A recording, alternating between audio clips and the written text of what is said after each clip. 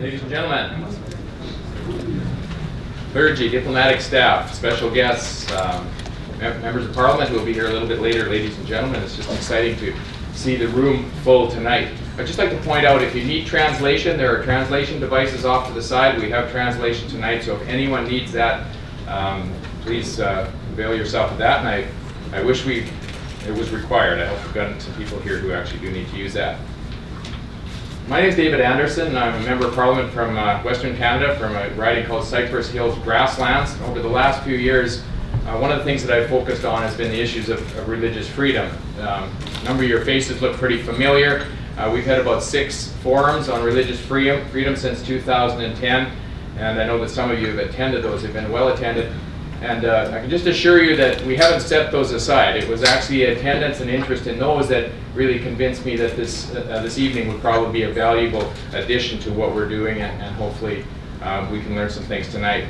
I had a couple of former colleagues who approached me and said, would you consider doing a forum on civil freedoms and how our civil freedoms are being impacted? We thought about it in our office a little bit and said, well, why don't we do that? Let's do that. It's time for someone to do that. You might ask why. But I did find a statement that said, we take for granted the very things that most deserve gratitude. We take for granted the very things that most deserve gratitude. We all live in a very fast-paced world. Change is actually the one thing that seems to be constant for many of us. And we often say that rights are universal and they are inherent. And I guess my question to you tonight would be, are they? We often say that rights are universal and they're inherent. Are they? What makes them so? Is it just our assertion repeated over and over again that makes that statement true?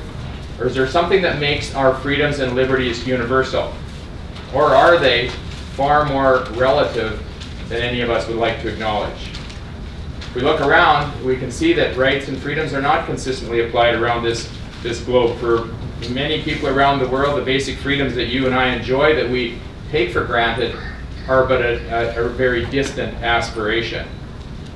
We have a long history of development of rights in our country, and while many point to, and they often complain about the lack of perfection in realizing those rights, those of us who live here have been given opportunities and privileges that are rarely accorded to many other people. So tonight we're going to take some time to explore the development of our freedoms, our rights. We'll talk a little bit about where they come from and why they needed to be developed and accepted.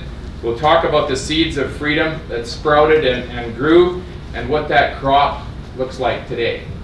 We're going to talk about what must accompany the growth of civil freedom for it to flourish and to really mature. And we're going to be challenged to consider the future as well. What we'll do with this plant, if you want to call it, in the future. What freedoms are threatened?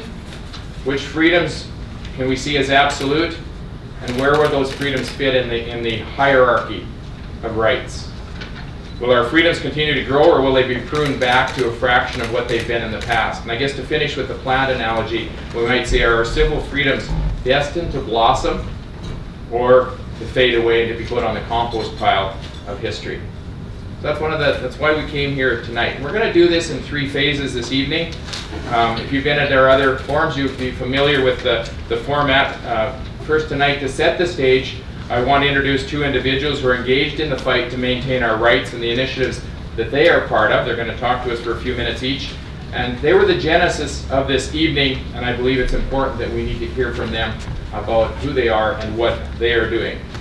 Then we'll have a panel of thoughtful people who will present to us, and we're going to have 1 presentation on the past, 1 on the present, and we'll take a look at the future, and then later after that we will have an open Q&A session that we'll invite you to join in on. I want to just tell you there's coffee that's available outside the room. Please drink it up. It doesn't do us any good to take it home at the end of the night. So if you want some coffee or tea or whatever, there's juice out there, please help yourselves to that. To begin tonight, I'd like to introduce you to a gentleman who is no stranger in the fight to protect the freedoms of others. He's a lawyer, a graduate of the University of Western Ontario. He served as a member of Parliament from 2007 to 2015. He's perhaps best known around here for his initiative that touches on the foundations of human rights and freedoms, and that is the challenge to Parliament to consider when life begins and of what constitutes a human life. It's a challenge that the leadership of this country was not willing to consider. And since leaving politics, he has begun another initiative, the Democracy Defense Initiative. Ladies and gentlemen, I'd like to introduce you to Stephen Woodworth.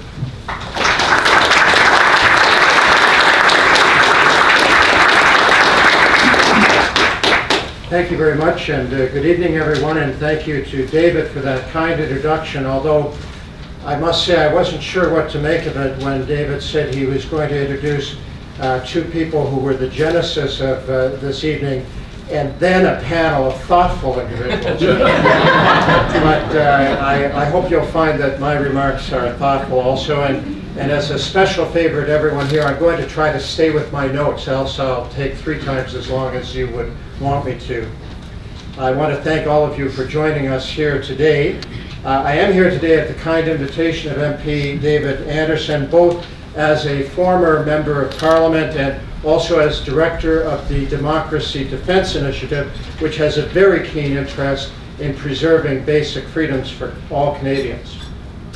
I'd like you to think about the fact that in a few days you are going to stand shivering, especially if you are in Ottawa, shivering at Remembrance Day memorials, probably all across this country, to remember the sacrifices of those who fought for our country.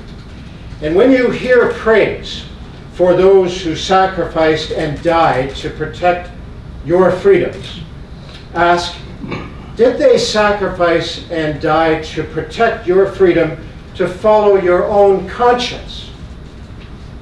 Well, of course they did.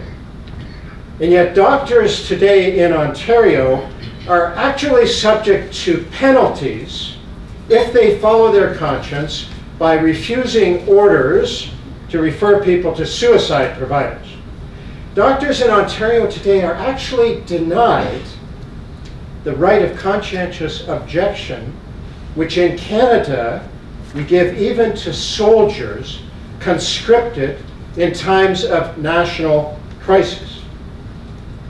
Will you and I summon the courage to oppose regulations which order honorable men and women to cross lines which their conscience forbids them to cross?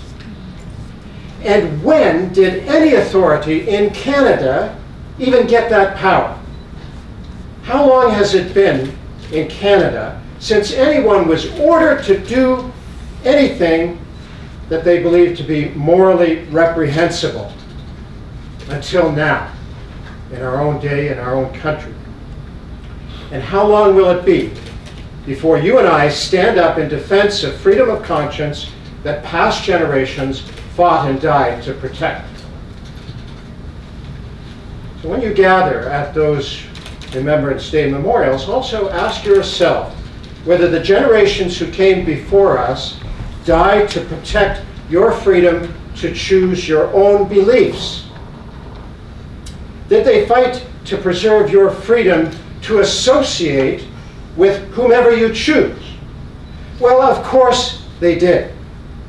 And yet, you will hear tonight that in Canada today, people can now be excluded from the ordinary admission to legal practice, not even because of their own beliefs, but because the governors of some law societies disagree with the beliefs of the church community that trained those law graduates. And those authorities seek to compel a private church group to accept into their community the very people who reject the very beliefs that that community came together to promote. Friends, how long has it been since any civil authority was allowed to punish people simply for religious dissent in Canada? Until now, in our own time. And how long will it be before you and I summon the courage to oppose regulations that deprive Canadians of their freedom to associate simply because their beliefs are unacceptable to those with power? How long will it be? Now, it was recently revealed that the Law Society in Ontario has gone even one step further. They now threaten to punish lawyers who do not provide written confirmation that they subscribe to the worldview of those who govern the law society. Now, even those who support the values that those authorities seek to impose today should remember that the power to punish dissenting belief will quickly find other targets tomorrow. Maybe some of you out there, like me, grew up in the era of the Soviet Union, which we abhorred because the tyrants who ruled it with such an iron fist governed not only the conduct of citizens, but, like the Ontario Law Society today, also wanted to control the very worldview of citizens, punishing and banning beliefs that they didn't like. What a cold shadow such tyranny cast over the entire world. Have you and I really forgotten that history so thoroughly that we're now willing to sit back and let such tyranny creep into Canada? Well, I also grew up in the very happy afterglow of the defeat of Nazi tyranny. I want to recall to your mind the Nuremberg trials, which decided that just following orders would not be an excuse for unconscionable conduct. Think about what that means. The flip side of that. It also means that no civil authority can legitimately order anyone to violate their conscience by forcing them to cooperate in the deaths of others.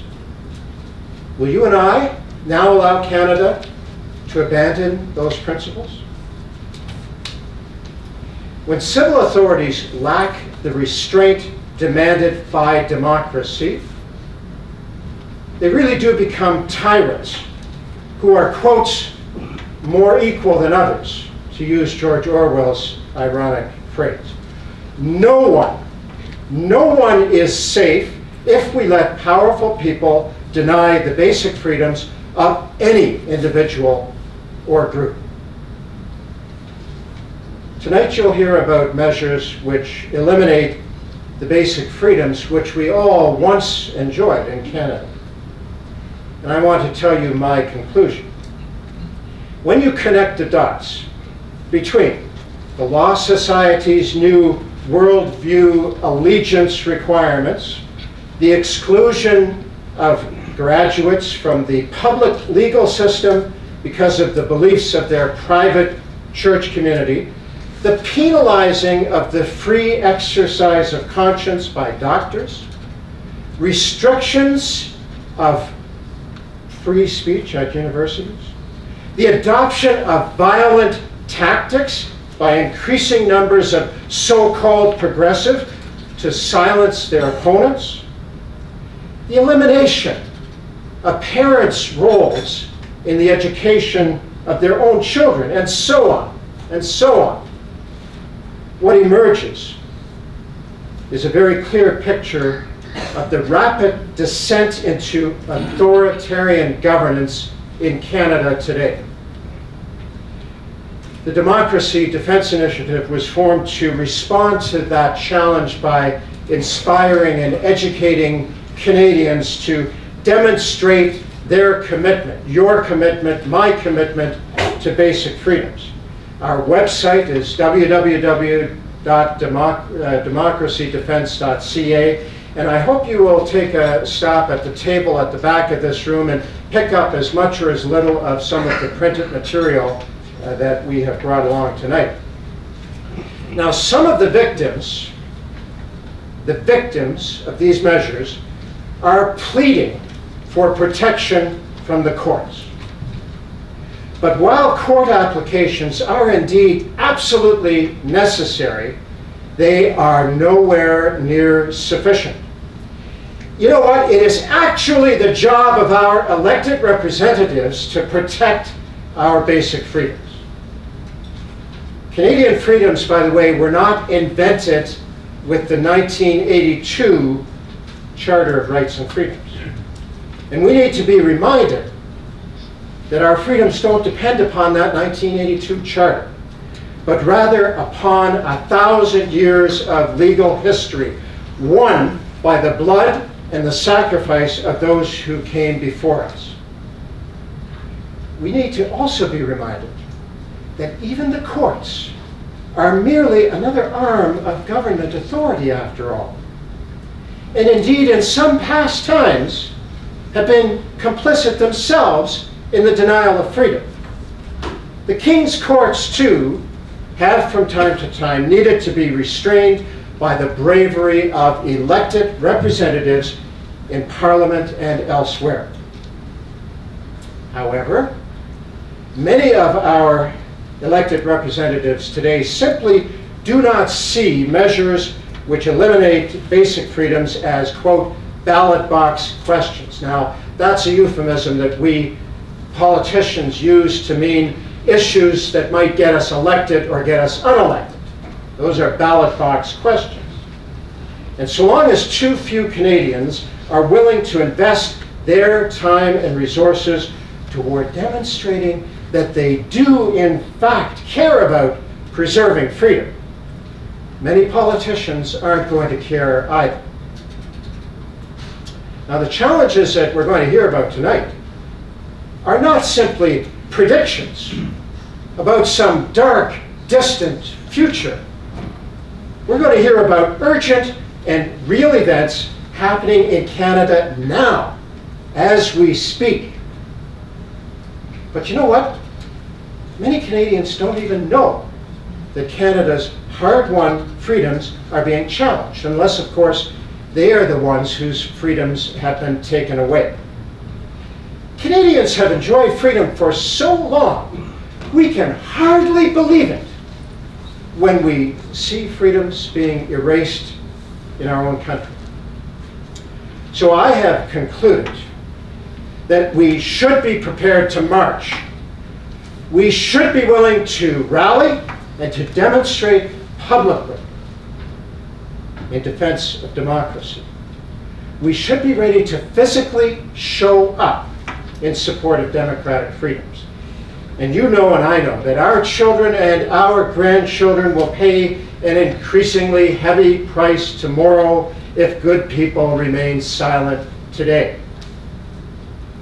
So if tonight's forum shines a light on this challenge, it will have served a worthy purpose indeed. And if this forum succeeds in motivating Canadians to demonstrate vocally, visibly, and repeatedly that you and I care about opposing the elimination of basic freedoms, well then we will have begun a journey together toward a brighter future.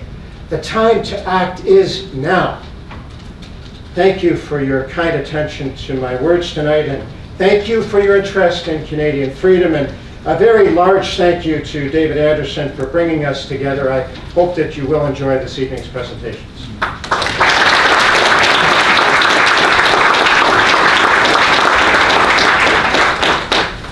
Thank you, Mr. Woodworth, and you're a man of consistent integrity, and we appreciate that, so thank you for your words tonight. Our second presenter is also a former member of Parliament. He holds a Master of Divinity. He was a respected parliamentarian for 7 years.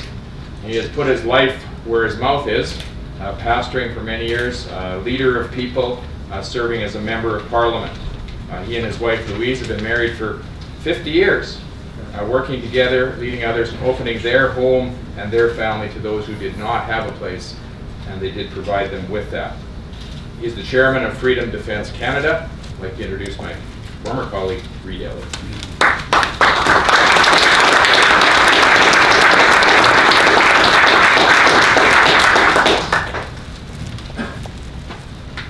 Well, thank you very much. This full room encourages me.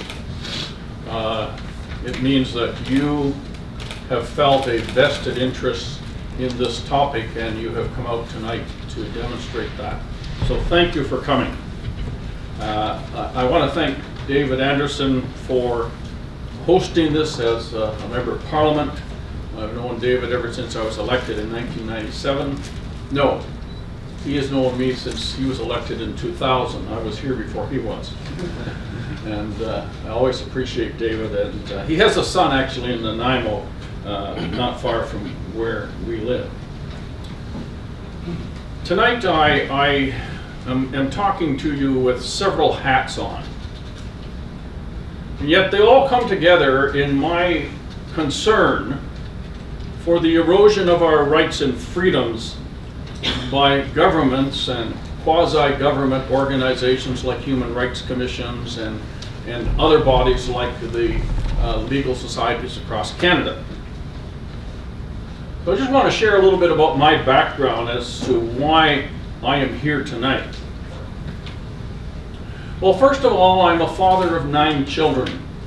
Now, I'm sure you must think, wow. Yeah, I know, it keeps me young and it keeps me tired. We have adopted our granddaughter, who is 11 years old, and so we have this 11-year-old child running around the house. She's a wonderful girl, wonderful girl. I just love her dearly. It's because of my wife and myself having had a huge interest in child welfare and child advocacy for many years, for almost 50 years. We've fostered 156 children in that time. In our experience of caring for children, we have had to literally fight for them in the courts and in the governments of Canada. We had to take the BC government to court to finally get adoption of our granddaughter because she's First Nations. We have 5 First Nations children, and you can imagine the dynamics that have gone into that over the years. And we are very, very disappointed as a couple that the society in which they now are growing up has changed so much from when we were growing up 60 or 70 years ago. Now, I know that change is inevitable, but we're still very disappointed in the direction of our nation.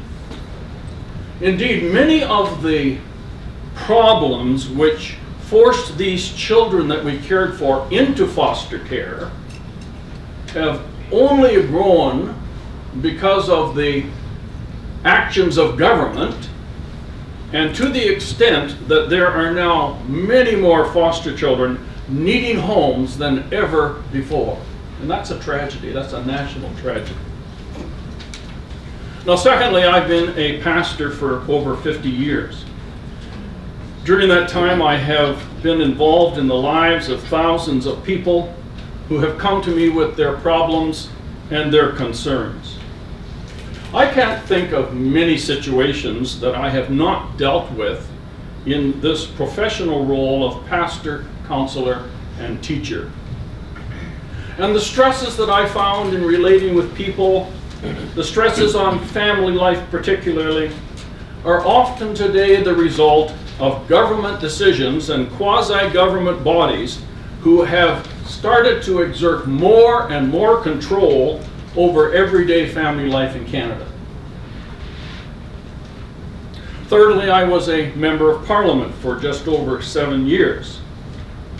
So I have some idea of how things work here on Parliament Hill and subsequently in our nation.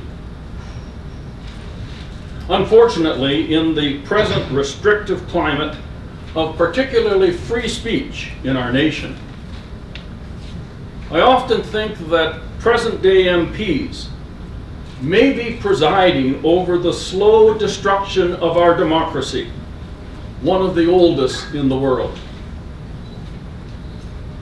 Fourthly, you wouldn't think that I've had enough to do in my life, but I don't like to sit around. I am now the chair of a grassroots organization on Vancouver Island called Freedom Defence Canada. I tried to greet most of you at the door and thank you for coming and hand out our RAC card to you. If you didn't get that, go to the back table and pick it up. It explains what we're all about. Last summer, a group of us men were meeting from time to time in Tim Hortons for coffee. A lot of things get started in Tim Hortons.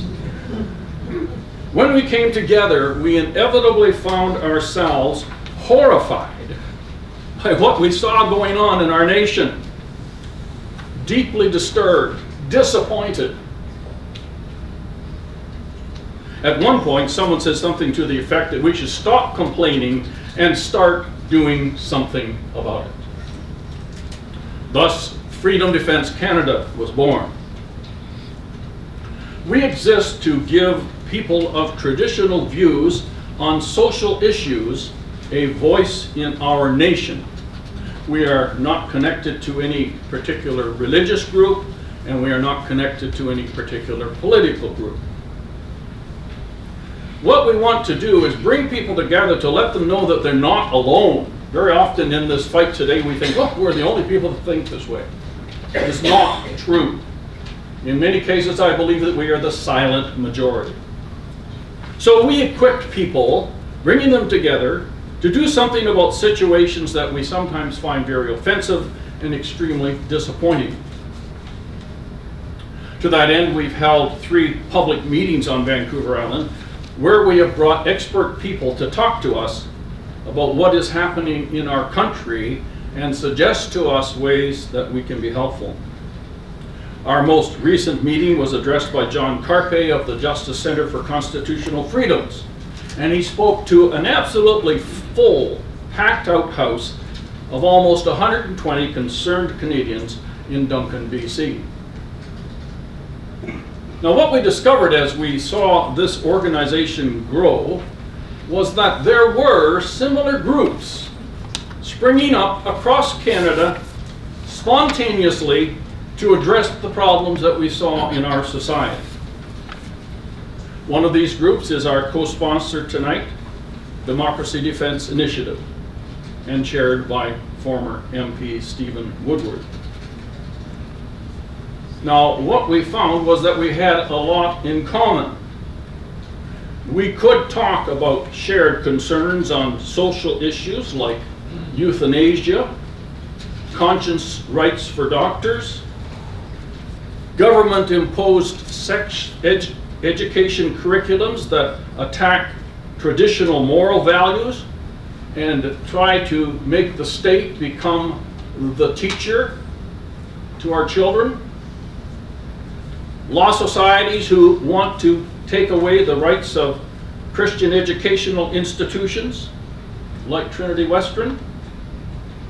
The breakdown of civil liberties on university campuses. And recently, the draconian law that was passed by the Ontario government to limit freedom of speech and assembly around abortion clinics. And no matter what you think about all those issues, on what side you fall, there's something wrong going on that is fundamental to all those issues, and it is the erosion of our right and our freedom to speak openly about these issues. And slowly but surely, governments in this country, right across the nation, are passing legislation that takes away your right to talk about certain issues. Now, is that a democracy? No, it's not. As a former MP, I certainly believe that members of Parliament have a sacred duty to protect, basically, our freedoms and our rights, whether that's freedom of conscience, whether it's freedom of religion, freedom of speech, freedom of assembly. All of these rights need to be protected by our lawmakers somehow. And Stephen and I have been meeting with MPs today, and we will tomorrow too, where we put it to them that this is really one of their fundamental reasons for being here today. You know, I've served Canada in many ways for over 70 years. I love this country.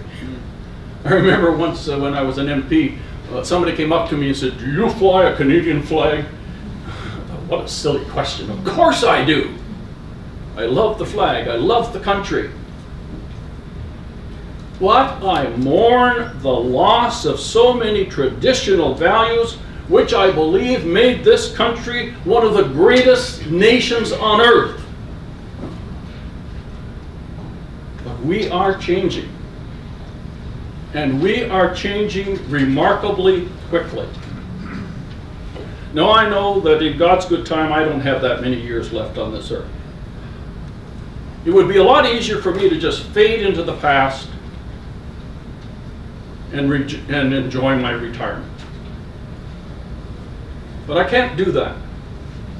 And so it is for my children and my grandchildren that I now fight. Because I shudder to think of what kind of world we will all be leaving them at the end of the day. So tonight is an attempt to educate. It is an attempt to spur you on to action and to begin the process of talking together about ways that we can meet this challenge today and in the future. We have to do something about it before it all slips away from us and Canada becomes nothing but a footnote in history because people lost their rights and their freedoms. So thank you so much for coming. I sincerely believe that this is an important meeting, and hopefully at the end of the day it will shed some national attention on this very serious issue in our country, the erosion of our rights and our freedoms. And I'm just hoping that tonight what is said will grip your hearts and your minds, and together we will resolve to do something about this. Thank you so much for listening.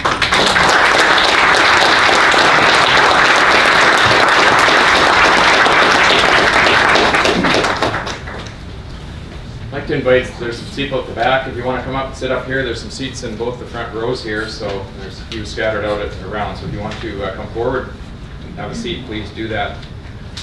Two men from opposite sides of the country with similar concerns who are not satisfied with sitting on the sidelines. And so this evening we welcome our partnership with the Democracy Defence Initiative and Freedom Defence Canada, and certainly take the time a little bit later to talk to both of these gentlemen about their initiatives and where they think we need to go.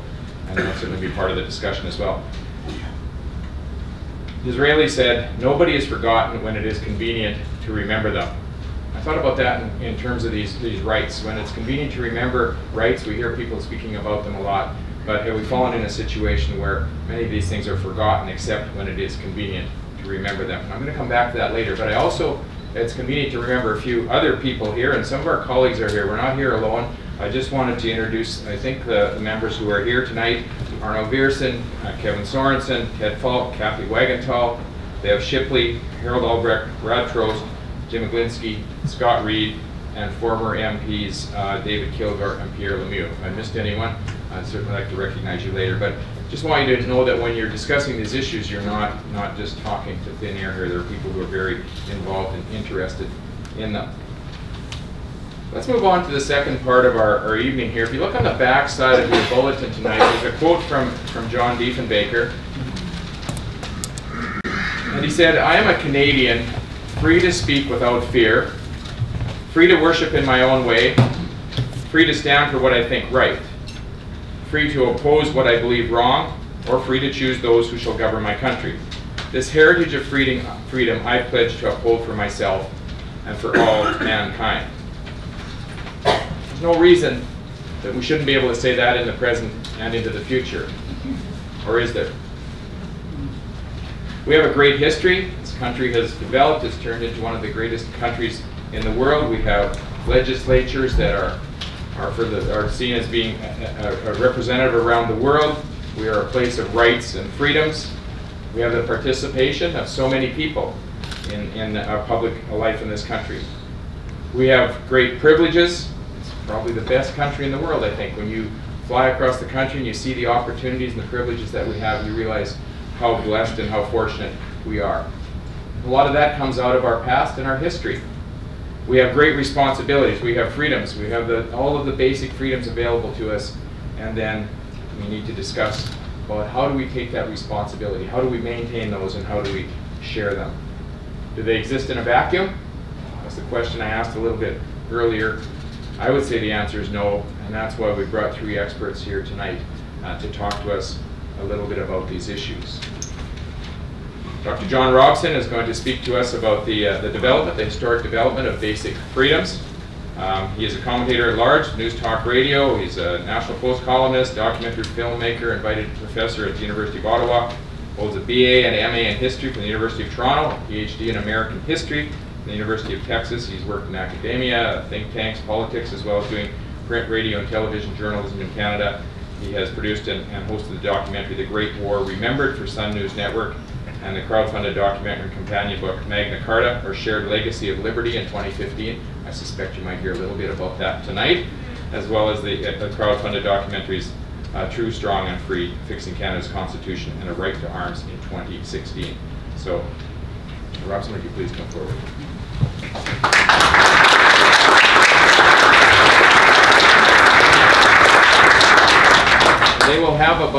They'll have 20 minutes, they'll have about 18 minutes, and then you might notice me getting a little bit restless.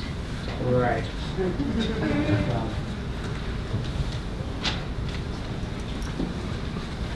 I pride myself on my ability to make people get restless a lot faster than that. It is a great pleasure to be here, see so many people here.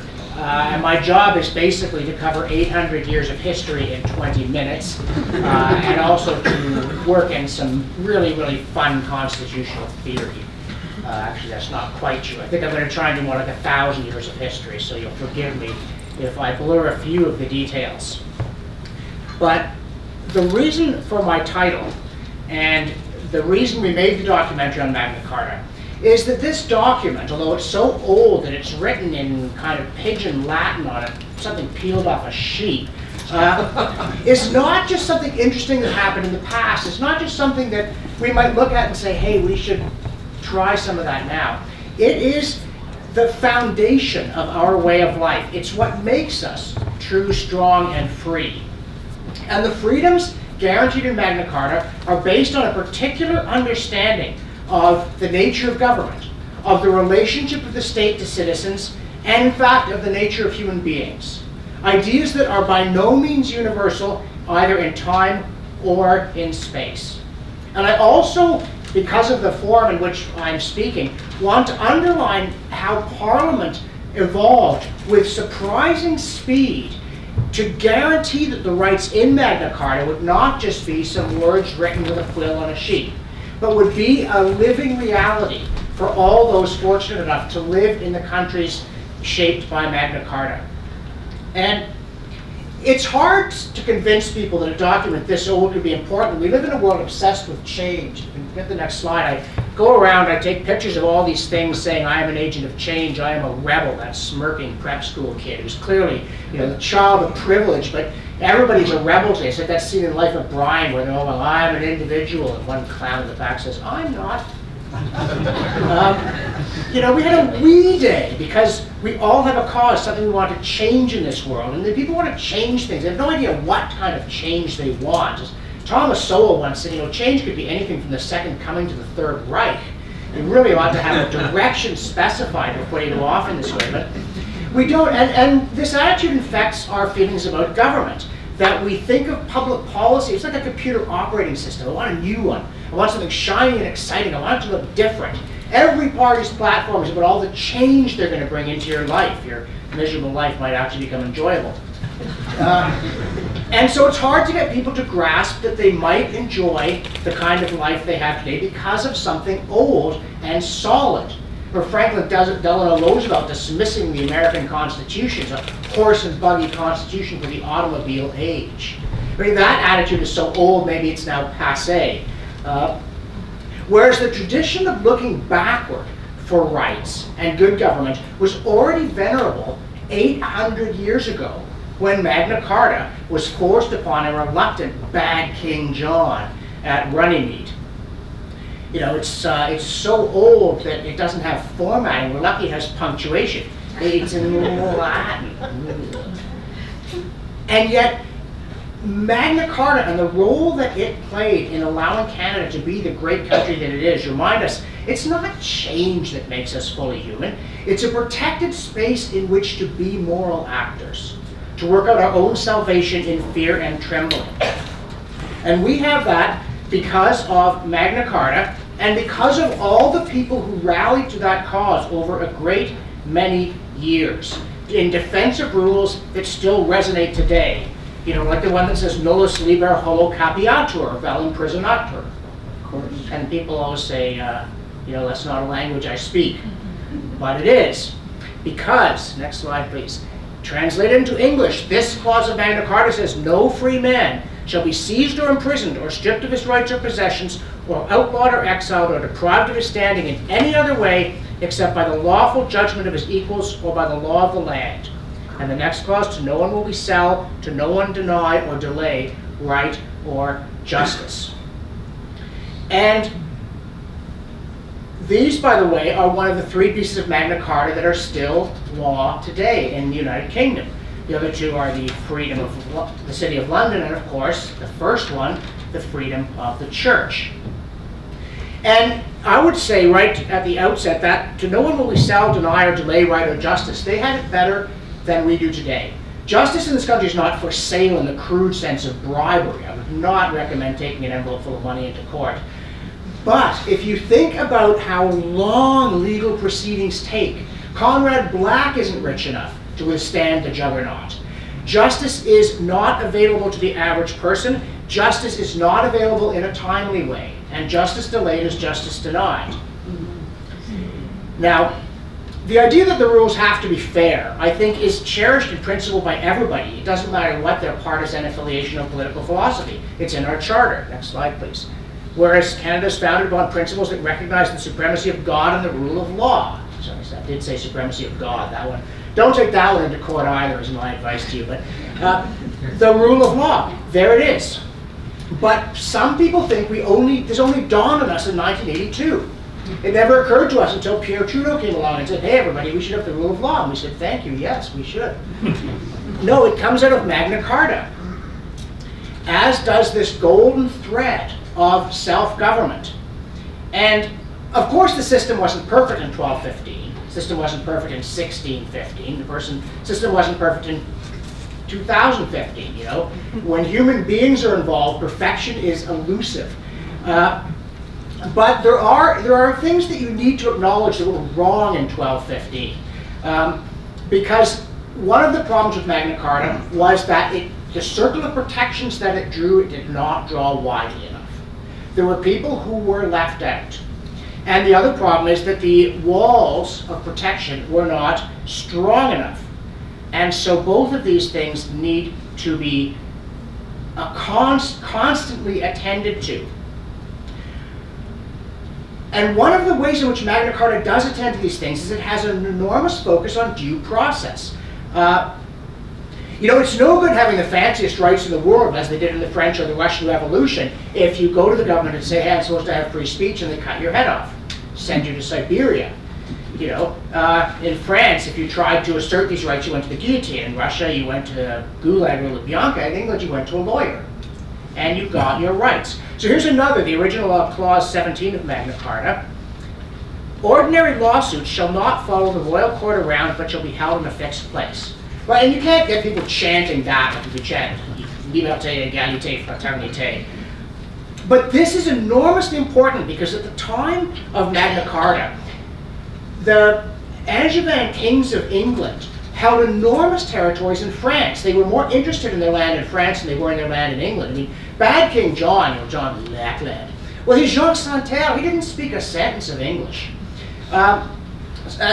Norman Davies, in his History of the British Isles, insists that we ought to call these guys, you know, Jean and Henri II and Edouard Premier, because they would not have recognized it if you'd said Edward I. And there's somebody chronicled the travels of Henry II in one year where he was pretty busy in England murdering Thomas à Becket and was also sick a bunch of the time, and yet he seems to have traveled about 2,000 miles.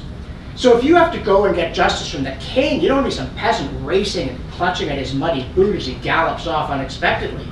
But Magna Carta promises you won't have to do that. The court really will be there to hear what you have to say. And next slide. What is just? Oh, so this is all Henry's territory. You wouldn't want to be looking for him there. Next slide. Another in the original Magna Carta. Property rights. No constable or other royal official shall take corn or other movable goods from any man without immediate payment unless the seller voluntarily offers postponement of this. They had property rights, we don't. And back in 1982, there were polls indicated strong support for property rights, but the provincial governments thought it might cramp their style. And apparently in 1982, if governments found your rights inconvenient, they could brush them aside, whereas in 1215 they couldn't. It's not all progress, folks. Okay, but you know, at least we understand women's rights, right? We're way ahead of them there. Next slide. Magna Carta, women's rights. A widow may have her marriage portion and inheritance at once and without trouble. She shall pay nothing for her dower or any inheritance they held jointly on the day of his death. And no widow shall be compelled to marry so long as she wishes to remain without a husband. And the reason for that, of course, is that Bad King John, in addition to just being cruel for fun, was always terribly short of money. So if some woman died and inherited her husband's estates, John would immediately marry her off to some loathsome hanger-on from his court. So this is a provision to stop John from forcing women into marriage in order to steal their stuff. And I think that's a pretty good provision. And here's something even more amazing. Next slide. No scutage or aid may be levied in our kingdom without its general consent, unless it is for the ransom of our person, to make our eldest son a knight, and once to marry our eldest daughter. Now you probably don't go through life thinking, oh drat, that's scutage. But back in the day, these were the two principal ways in which governments raised revenue. So what is Magna Carta saying? No taxation without representation. That's what it says. And when the Americans rebelled against the British in the 18th century and started shouting no taxation without representation, they didn't think they'd hit on a new idea. They knew it was in Magna Carta, and they thought it darn well should have been, and they were going to keep it. And by the way, notice this thing about marrying his daughter once. John was so rapacious and slippery, he'd have married her 13 times if he could have gotten money every time. So they had to put that in there. There's one book on Magna Carta that said, did he deserve to be called Bad King John? No, he was much worse than that. And the general consent of the kingdom, how are you going to do that? We think, oh, well, I guess we'll have a vote, we'll have a parliament. There were parliaments in 1215. This is a remarkable provision. In fact, they did put in a thing on how to do it, which basically said that John had to summon all the powerful people. And you might think, well, here we have a real problem with Magna Carta. This is just a deal for the rich. This isn't going to work out for everybody else. Before I get to that, I have to bring up something even worse. It sounds bad, what Magna Carta says about the Jews. It sounds bad, but it's worse than it sounds. If you borrow money from Jews and dies before the debt has been repaid, they really can't collect. And the reason for that, I said this sounds bad and is worse, the reason for that is that at the time the Jews in England had virtually no rights. They were essentially possessions of the king. One of the laws was that Jews couldn't own land. So if you borrowed money from the Jews and you died, the king would get your land. So this is designed to prevent that. However, obviously the right thing to do would have been to give Jews full citizenship and Magna Carta rights. So that's one way in which the circle was simply not drawn widely enough. And I'm not here to whitewash the situation. There are some bad things that were going on, and that is definitely one of them. I'm going to say this. Chesterton once said about Christianity, I would say about Magna Carta here, the problem isn't that its ideals were faulty, it's that they were not applied. But insofar as Magna Carta did cover people, it covered them properly. Magna Carta was confirmed dozens of times by John's successors. Magna Carta was read aloud in the cathedrals of England twice a year, so that even the illiterate would know what it said.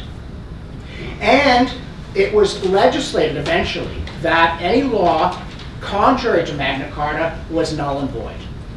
This idea of a charter of rights that stands above acts of the legislature was not invented in 1982, nor was it invented in 1789.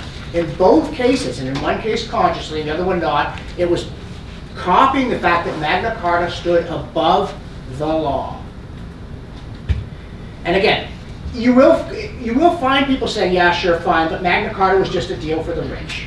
It was just about the barons and the clergy and these other mucky-mucks who also didn't have hot running water, but had more money than other people. But this is in fact not true. When Henry III, John's son, reconfirms Magna Carta in the 9th year of his reign, he expressly grants it to all free men of this our realm. And later, Edward Coke, who was a hero of the struggle against would-be tyranny in the 17th century, as well as a prodigious legal commentator, he quotes this: "We have granted also and given to all free men of our realm. These words, omnibus liberis hominibus regni, do include all persons, ecclesiastical and temporal. They extend even to villains, to serfs, because a serf is accounted free against anyone but his lord." So in the 13th century, serfs in England had enforceable legal rights, not to be denied due process, not to have their property confiscated. This is really quite an extraordinary situation. And I want to emphasize how this happens. There was a call for courage. Well, let us try to walk in the footsteps of heroes, including next slide, please.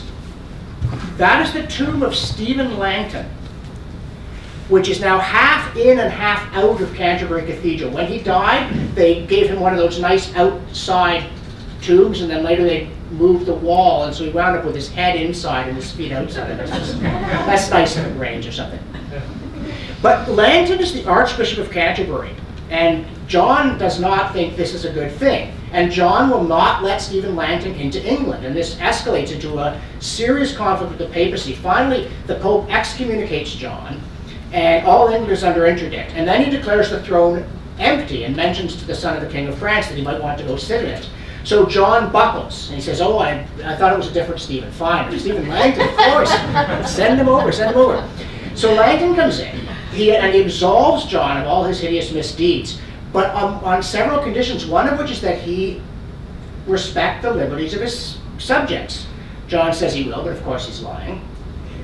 And so in 1213, Langton convenes a gathering of bishops and clerics and some barons at Westminster Abbey, and he reads aloud the coronation oath of Henry I, who took the throne in 1100, more than a century earlier, promising to respect liberty.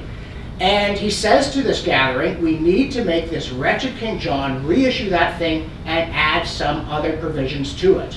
And this is where Magna Carta comes from. We know because we found that copy of the Charter of Henry I plus the demands in Langton's papers in his handwriting. Well, John issues Magna Carta, then he sidles up to the Pope, promises him he can have England as a fief, so the Pope turns around and excommunicates all the barons who have fought against King John, and Langton refuses to read the excommunication aloud, so he gets booted out of England again. So you see, he stood up to the king for the Pope, and then he stood up for Magna Carta against the Pope, all in the name of liberty. And remember, his day job was Archbishop of Canterbury. This is the guy who divided the Bible into chapters and verses. This was just this other thing that he did. And that is an amazing story, it seems to me, and also a story of somebody looking backwards, not forwards, to a golden age of liberty. In fact, all these Norman interlopers promised to respect the liberties of Saxon England as part of the ritual of becoming king. They were looking back to Alfred the Great. That's what my brief flash of 1,000 years. And it's interesting to see also that England has this long tradition of speaking truth to power. At the court of Henry II, before Magna Carta, Henry's John's father, John of Salisbury writes, next slide, in his book Polycraticus, the difference between the prince and the tyrant is that the prince obeys the law and governs his people in accordance with right. And if that's not enough to annoy the king, next slide, not only is it lawful to slay the tyrant, but also it is right and just to do it. This is not a sentence you would want to write at the court of Ivan the Terrible unless life had really got you down. But in England, you can do it at the court of the king and keep your job. This is quite amazing. And also, notice that John is talking about law. Okay, good, law, we need law, law. But where do you get law in England in the 12th century? There's no parliament. It's not just a king yapping off. We're not living in some, Persian empire or Japanese empire where the monarch is divine and his word just takes effect. Where do you get law? You get it from the people. What happens, Henry II is kind of a devious man, and he's in a power struggle with his nobles. This happens a lot. And he cheats and wins by giving better justice. He sets up fairer courts that are more accessible. And what will happen is he sends his judges around, and when a case arises, they will swear in a jury, and before they ask the facts of the case, they'll ask them, what is the law? What is the law under which you, the English free people, have always agreed to live? And thus we get this extraordinary common law, the law of the land, a phrase which, as Daniel Hannan points out, is simply not found elsewhere in the world. This is not exactly judge-made law, it's judge-discovered law. And thus it is, I like to start my American history survey courses with this quotation from a prominent legal expert. That he said he lived in a land, perhaps the only one in the universe, in which political or civil liberty is the very end and scope of the Constitution. And I say to the students, now that's pretty American sentiment, right? You wouldn't find that here, sort of brash and put on my cowboy hat. Now I am perhaps the only one in the universe. But that's William Blackstone writing about England in the 18th century, right before the American Revolution. And this is how the English understood themselves, including the people who founded this country. But again, talk is cheap. How do you enforce this? Well, I'll tell you what happens. Under Henry III, as John's son, was all his father's minor evil qualities, but it lacks his terrifying effectiveness. There's a baronial revolt under Simon de Montfort, who is the king's brother-in-law. And Simon takes the king and his son prisoner. And what do you do when you've done that to show that you're the boss, right? Head on a post, right? Pile of skulls, great big stack of bodies. What he does, he drags the king to Westminster Abbey and makes him reissue Magna Carta, and then he summons a parliament, the model parliament of 1265. And to this parliament, yeah, you get your big shots, you get your barons and your clerics and blah, blah, blah. You also get 2 knights from every shire and 2 burgesses from every town, elected 1 man, 1 vote. I see I'm out of time. You must give me 2 more minutes. I'm sorry. I talked too long about Magna Carta. I love Magna Carta. But you get a parliament. And after Simon de Montfort is in fact captured by Edward I and killed so horribly I can't even describe it, Edward becomes king, a masterful man. He's the Longshanks of Braveheart. You know what he does? He summons a parliament. He invites the commoners. He promises no taxation without representation. In 1297. And then, a couple more things happen in short order. By 1346, the Commons are sitting separately. Nobody knows how it started. Nobody knows where they met. By 30 years after that, they're electing their own speaker because they must control their own affairs. By 1400, they're telling the king he has to answer their grievances before he can have any money. That is, they're presenting him with bills. By 1407, they're in charge. They're ahead of the Lords when it comes to money bills because they represent the commoners who'll pay for it. And by 1414, they've told the king he can't change legislation after they've gone home. So there is Parliament as the guardian of liberty by the very early 15th century. And it is challenged under the Stuarts. At one point, next slide please.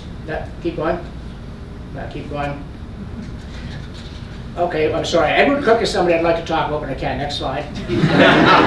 This one I have to. Because Charles I, as the English Civil War has erupted, actually burst into Parliament, sword in hand, armed thugs in tow, looking for 5 of his opponents. And they seized the Speaker, drag him out of his chair. And the Speaker was regarded as a weakling and a coward, William Lenthal. And Charles says, "Where are they?" And the Speaker says to him, "May it please your Majesty, I have neither eyes to see nor tongue to speak in this place, but as the House is pleased to direct me, whose servant I am here."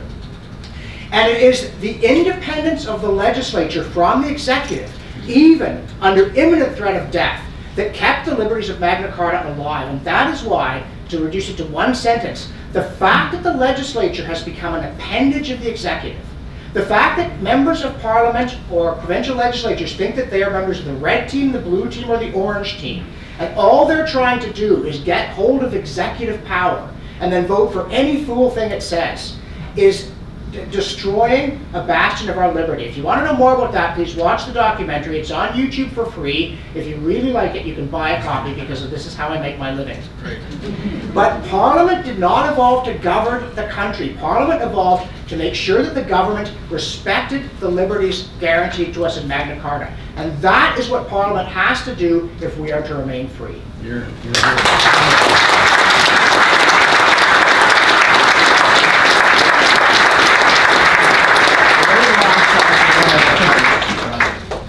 There's so much. One more.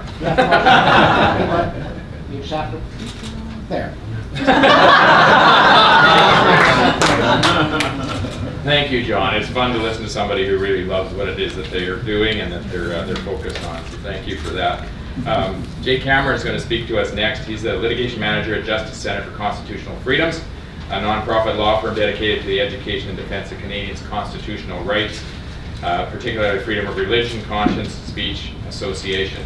He graduated from law school in 2007. He's litigated in a variety of courts across the country since then. He's testified as a witness at standing committees on constitutional issues, and he's going to represent the Justice Centre at the Supreme Court in November 2017. He's married, loves the outdoors, and believes that everyone is created equal by God and endowed by their Creator with certain inalienable rights. And his topic is a survey of current challenges to basic freedoms in Canada and international standard for basic freedom. So, Jay, please come forward.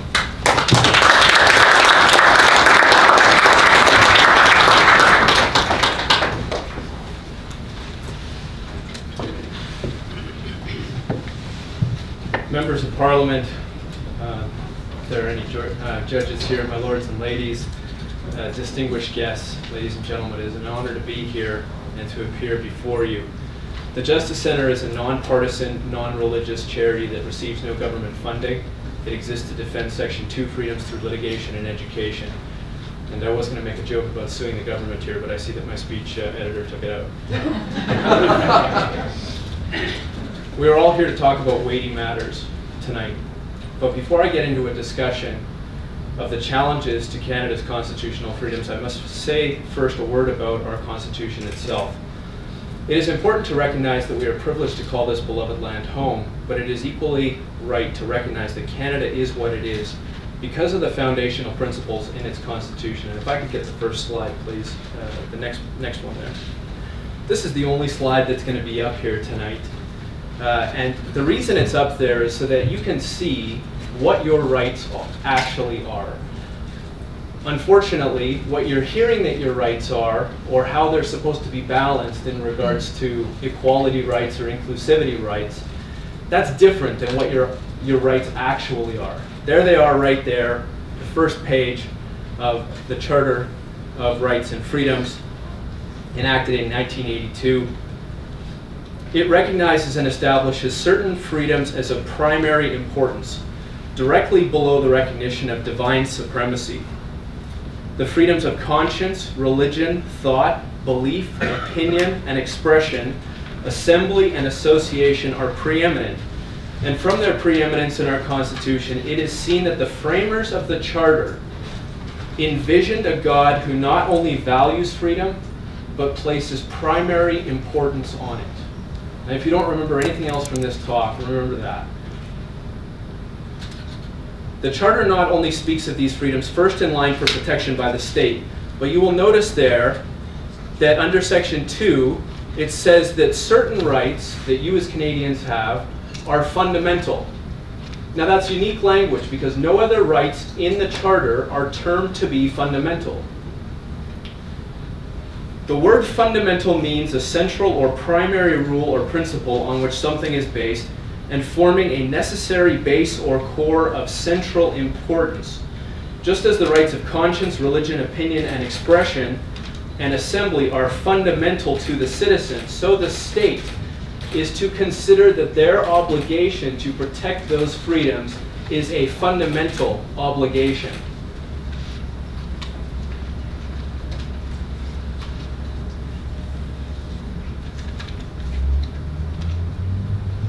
It is freedom that makes Canada great. Freedom of conscience, religion, opinion, thought, expression, peaceful assembly, and association are those fundamental principles to a liberal democracy. They are the stated principles of national importance and national priority, and they are more than that. They are the conditions of national success.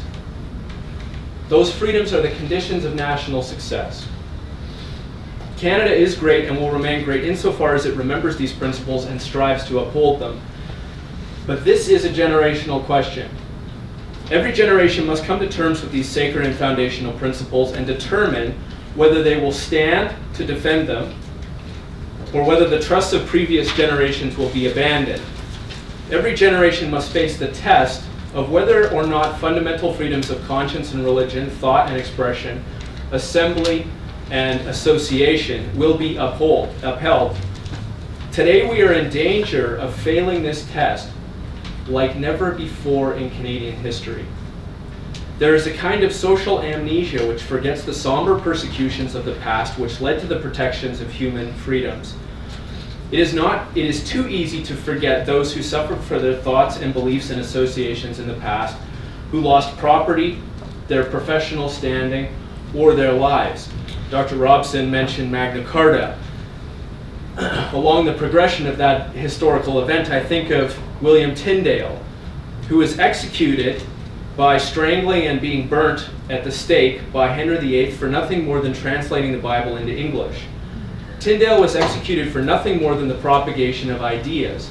And a few years following his execution by the state, his work was honored in the King James Version of the Bible, which was translated by a group of scholars who kept his translation, and then that version of the Bible became the authorized version of England.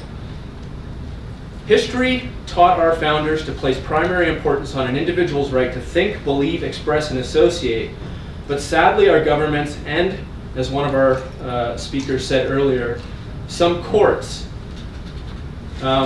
sadly they do not, they are increasingly reluctant to interpret or to apply and uphold this document as it is written. I'll speak clearly. That is a betrayal of the national trust. That is a betrayal of your faith in the government. Citizens are not only supposed to be able to exercise these freedoms free of persecution, but do so under government protection. The minimization of foundational freedoms is resulting in the destabilization of Canada's liberal democracy. And the Constitution is Canada's foundation. If you start messing with the foundation of the country, as is currently happening, you change the fundamental nature of the country. I've been asked to talk about current threats to our fundamental freedoms. There are two, in my respectful opinion, that are of greatest danger, and those dangers come from within rather than without. And the first is this, that an intolerant fundamentalist secularism has become akin to a state religion in Canada. And as with any state religion, those who disagree with it frequently find themselves oppressed, harassed, and punished, unless that religion espouses the freedom of everybody. The state's intolerant fundamentalist secularism is nothing less than a reimagination of the Charter to elevate the state's concept of equality to fundamental status. Look again at the slide here. You'll see that section 15 says equality rights. You will not see the word fundamental in front of equality rights because it's not there. Equality does not come, it's not mentioned in the Charter of Rights and Freedoms until section 15, far down the list. And when it is mentioned, it deals with the obligation of government to recognize Canadians as equal before the law. And it is in that context that equality rights are appropriate. The current attempts across this country to compel Canadians to treat each other equally in their private lives is unconstitutional. The Charter does not coerce and compel Canadians to treat each other equally, or respectfully, or inclusively. That is an idea of the state in recent times, and it is not codified in our Constitution. The state coerced requirement that people treat each other equally is increasingly becoming an obligation for private citizens and private organizations to mouth acquiescence to a state dogma, irrespective of their opinion or their thought or their belief. The proper imposition of government equality duties, the improper imposition of government equality duties upon the citizen does not enhance liberty, it prevents it. Now there's this famous book called Democracy in America. It was written by a guy named Alexis de Tocqueville, and he said something very interesting. He warned that citizens forget the hard-fought battle for freedom, and said that despite the fact that it was won with blood and tears, that over time the reasons for the fundamental principles of that we enjoy today are forgotten, the reasons behind those principles. And he said this: there exists also in the human heart a depraved taste for equality. Not that those nations whose social condition is democratic naturally despise liberty. On the contrary, they have an instinctive love of it. But liberty is not the chief and constant object of their desires. Equality is their idol. They make rapid and sudden efforts to obtain liberty, and if they miss their aim, resign themselves to their disappointment. But nothing can satisfy them except equality, and rather than lose it, they resolve to perish. De Tocqueville predicted the current state of affairs in Canada, which is the institution by the state of the equality idol and its compulsory worship. The impact of the outworking of these principles is seen in a number of cases that I'm going to tell you about now. The first is a case of people that my organization represents. Their last name is Bars. You've read about their case in the media. They operated a foster home in Hamilton, Ontario. They had 2 young girls in their care. And they properly provided the necessities and comforts of life as good parents. But they were confronted by the state and told that they must confess the reality, get this, of the Easter Bunny as a cultural requirement, a Canadian cultural requirement, and that if they did not do so, that they were neglecting the needs of the children in their care. Now the Bars said, listen, we're good people, we have a roof over your heads, we put food on the table, we love our kids, and they said, we plan to hide chocolate Easter eggs for Easter, but we are not going to tell the children that a giant imaginary rabbit snuck into the house when nobody was watching and hid the chocolate eggs. And they were told by Child and Family Services in Hamilton that if they did not confess the reality of the Easter Bunny, that their foster home would be closed and that the girls would be taken away from them. And because they refused to bow down, they were subjected to exactly that treatment. They lost the kids on 24 hours notice.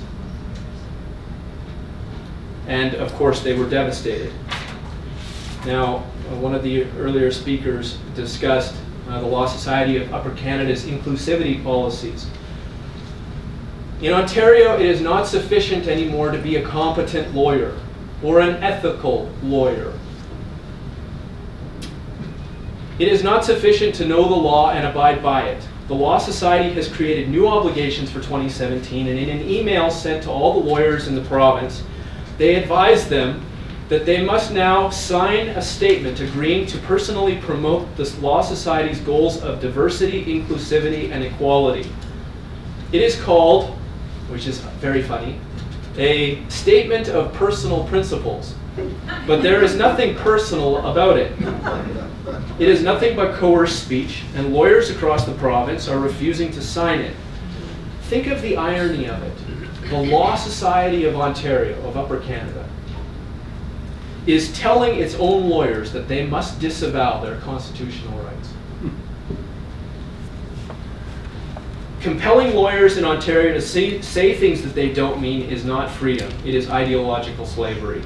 In an oft-quoted case of R versus Big M Drug Mart, the Supreme Court of Canada stated that freedom is the absence of coercion or restraint. If a person is compelled by the state or the will of another to a course of action or inaction which would not be otherwise chosen, that person is not acting of his own volition, and he cannot be said to be truly free. I'll touch briefly on a few more of these. Let's see, I think I still have 7 minutes. Okay. Bill 89 in Ontario opens the door in this province for the removal of children from their biological parents on the basis of a child's supposed gender identity and expression. But this stems more from the state's ideology than it does from the child's ideology. In an upcoming case that will be filed this week, it has not yet been filed, but it shortly will be filed. I have permission from the client to talk to you about it tonight briefly. We represent parents who applied for the ability to adopt in a province in this country. They were dependable, they were loving, they were financially stable, they were good. They are good people, and they went through a home study that said that found that they were good people. They were initially approved to adopt. They wanted to adopt children who were older, who were waiting in the queue for years and years, and whose chances of being adopted were dwindling because of their age. Nobody wants a 14 or 15-year-old, they want infants. And they were really looking forward to taking in one of these children. But the government in this particular province, in Child and Family Services, decided that they needed to ask some more questions about this particular couple's view on marriage and sexuality. So despite the fact that they were aware of what those views were, they asked some more questions, and then they asked some more questions, and then they convinced the home study, the home study organization to change their recommendation, and they refused the parents' ability to adopt. And all based on the state's ideology. And of course that does not just prejudice the parents in this case, but it prejudices the children who could have been placed in a loving home. I took part in, as an intervener in one of the cases that one of the speakers mentioned, Mr. Woodworth, about physician-assisted suicide in Ontario. In Carter, as you know, the Carter case that was before the Supreme Court of Canada in 2015, the prohibitions in the Criminal Code of Canada against euthanasia and assisted suicide were struck down. And so that made it legal for a physician to assist somebody else to end their life. But the court recognized that physicians have conscience rights, that physicians have charter rights. And despite the findings of that court, that physicians could not be compelled to participate against their conscience, against the provision of this service, the College of Physicians and Surgeons in Ontario is attempting to compel physicians to do just that. The case was heard by the Ontario Court of Appeal earlier this year, and a decision is pending. There are cases across the country in regard to the prevention of freedom of conscience and religion in private schools, despite the findings of the Supreme Court of Canada in the Loyola case, that a religious institution has a right to teach its creeds in accordance with its own beliefs. But no case in the nation illustrates the point that I'm trying to make to you tonight, like Trinity Western University's case, which will be heard at the end of November this year. I don't need to belabor the point, but suffice to say, Trinity Western is a private university operated by the Evangelical Church in Canada. They do not receive any government funding, and for 30 years they wanted to have a law society. In 2001 they went to the Supreme Court of Canada because the BC College of Teachers refused to accredit their education program, and in that case, in 2001, the Supreme Court of Canada said, Trinity Western is not for everybody.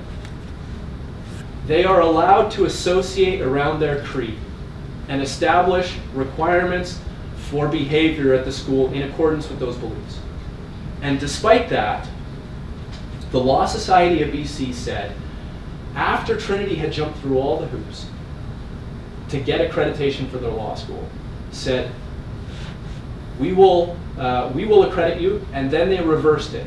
Now, Trinity had gone to the Federation of Law Societies, and they had said, here's our program, and they were approved. They went to the Minister of Advanced Education in British Columbia, and they were approved. They went to the British Columbia Law Society and said, here are our requirements, we've fulfilled them all, we're approved. And the Law Society said, you were approved. But then it said, because of the great hue and cry of lawyers, in the province. The lawyers said, we do not want this school to have a law society, or a law school. We do not want them to be accredited. And because of that, the Law Society of BC reversed course. They knew what the law was, but they washed their hands like Pilate of old, despite what the requirements of the law were. And that brings me to the other great threat in Canada to your constitutional freedoms. And that is that there are authorities increasingly today who love popular acclaim and the applause rather than the rule of law and more than the Constitution. And because of that, each of the cases that I highlighted, to a certain extent, every single one of those cases has an element of the love of popular authority more than constitutionalism and the rule of law. I'll conclude with this thought.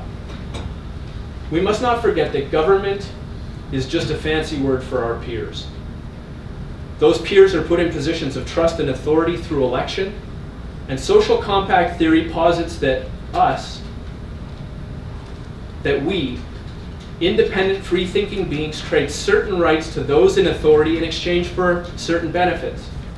Some examples would be motor vehicle laws and the institution and enforcement of speed limits. We might not like speed limits, but we trade the ability to drive however we want in exchange for rules and regulations that make the roads safer.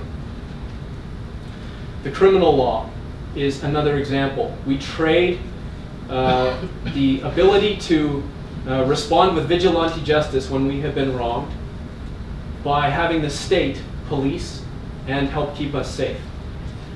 But the citizen cannot trade certain fundamental freedoms with the state because the state can give nothing in return. Among these rights are the rights of freedom of expression, freedom of conscience, freedom of religion, freedom of association. The government cannot trade with us in regard to such things because the government has authority in regard to objective truth, the hereafter, eternal life, moral truth, objective truth. It is not the state's job to make people good. It is government's job to uphold constitutional freedoms. Milton Friedman once said, a society that puts equality before freedom will get neither. A society that puts equality before freedom will get neither. A society that puts freedom before equality will get a high degree of both. And we are watching the truth of that statement play out before us. The Constitution is an anchor.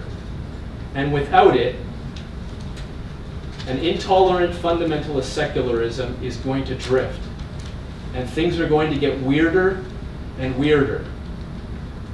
And the dystopian vision in 1984, George Orwell's 1984, is getting less and less to be fiction and more to be reality. Let's hope that we each are able to reverse the process before it is too late. My boss is fond of saying that you don't really believe something unless you're willing to be handcuffed for it and taken away. Let's hope it doesn't come to that. Thank you very much.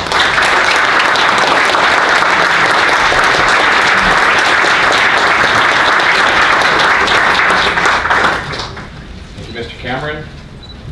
Janet Epp Buckingham is a professor at Trinity Western University, the director of the Laurentian Leadership Centre, an Ottawa-based live-in extension program for upper year university students focusing on public policy. Many of us are very familiar with that program. She has previously served as Director, Law and Public Policy for the EFC and Executive Director of the Christian Legal Fellowship. She has a Bachelor of Laws from Dalhousie and a Doctor of Laws from the University of Stellenbosch, South Africa. She has numerous academic publications on religious freedom and has published a book on the history of religious freedom called Fighting Over God. She did that in 2014. She has the challenge of talking to us about how do we maintain our freedoms in the future, and we look forward to that right now. She told me earlier today I have to wait to see what the first two gentlemen say before I'm sure what I'm going to do, but I know she's better prepared than that, so please come forward.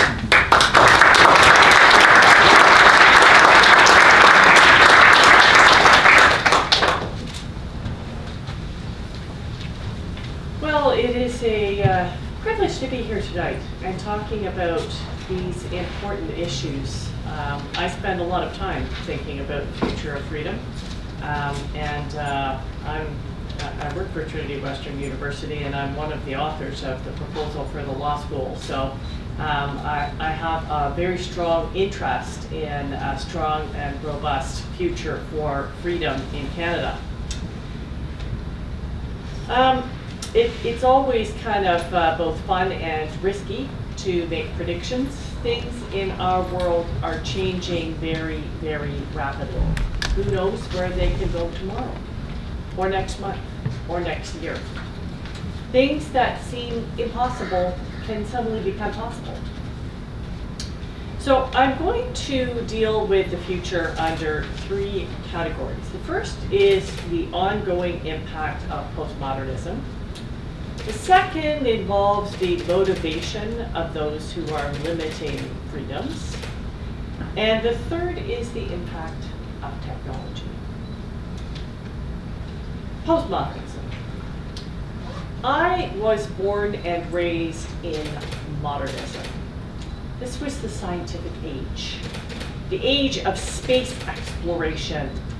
I know some of you have the right color of hair to remember the moon landings and how exciting these things were, and the development of exciting and important things like Tang.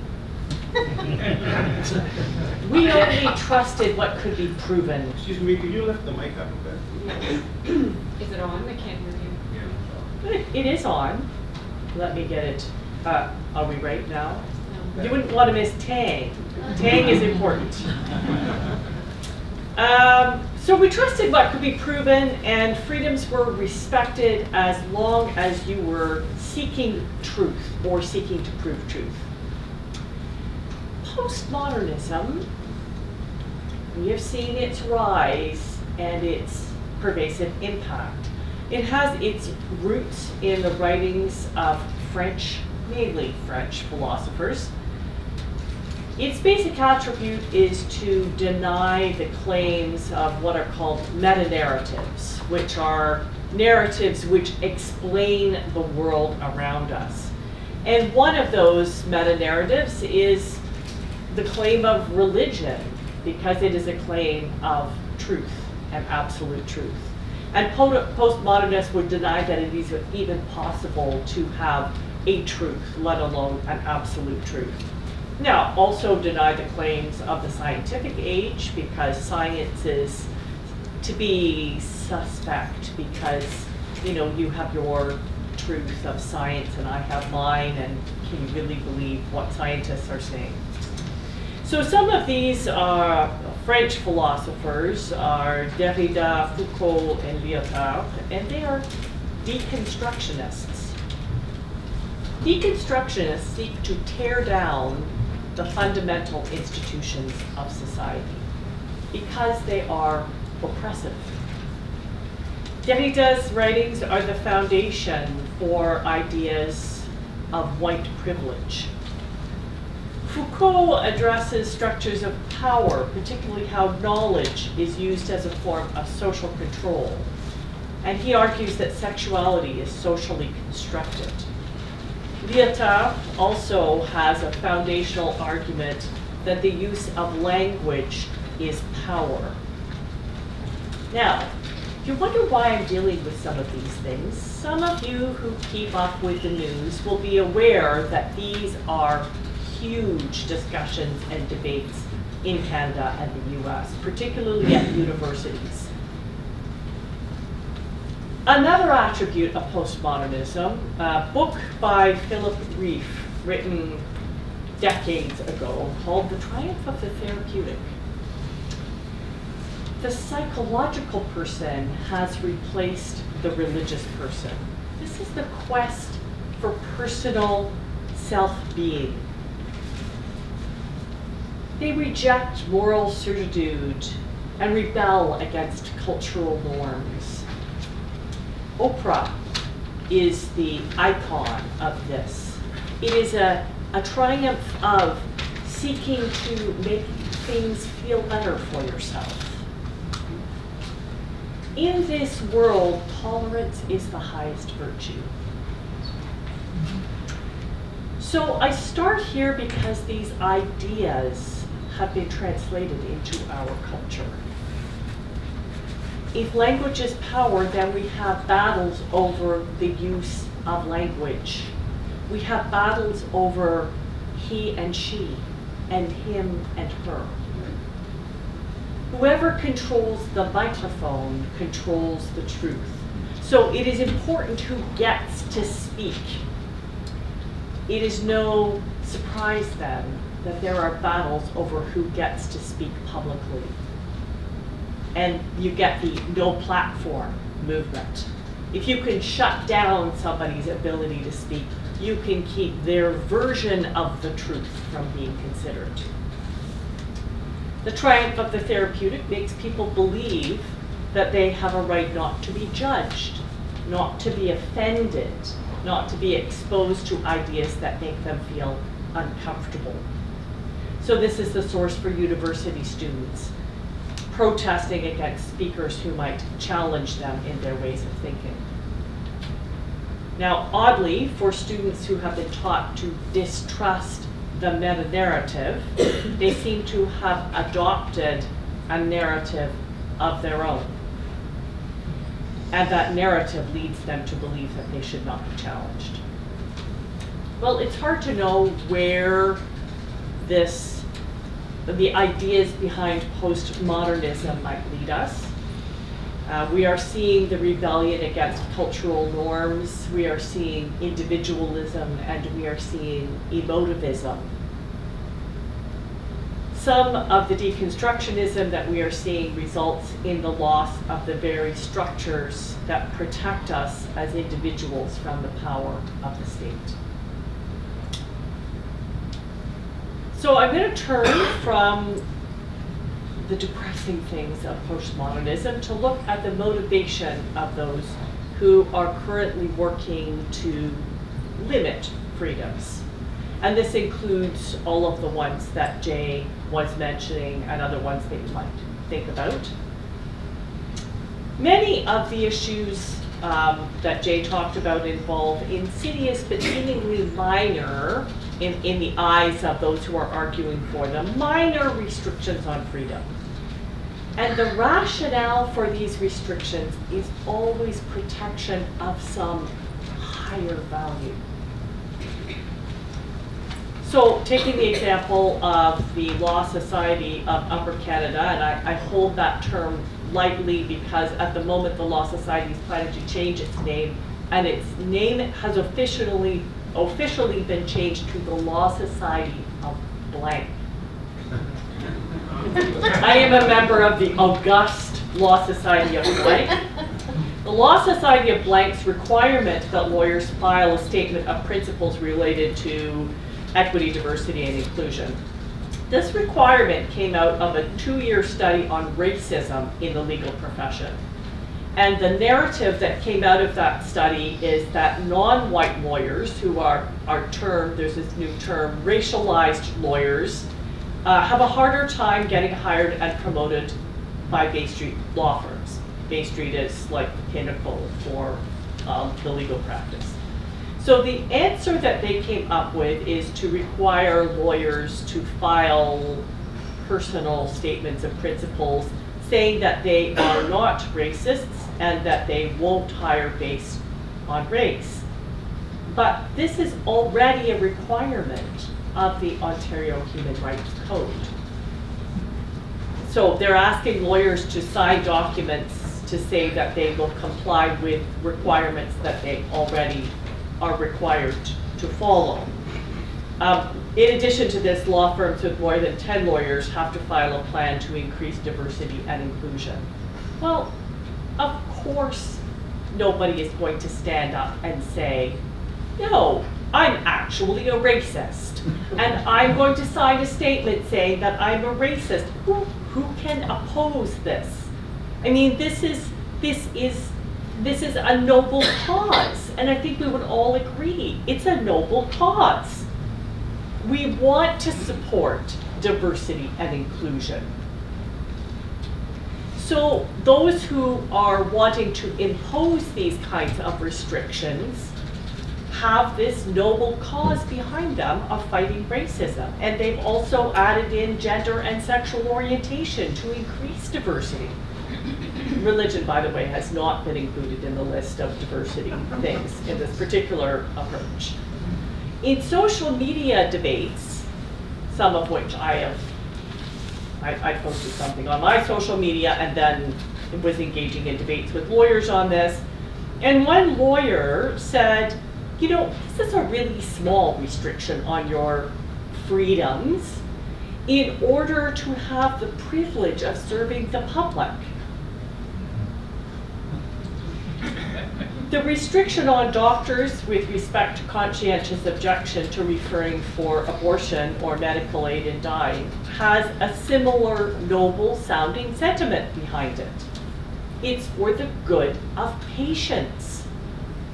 How can doctors impose their conscientious beliefs on patients and restrict their ability to access legal medical services?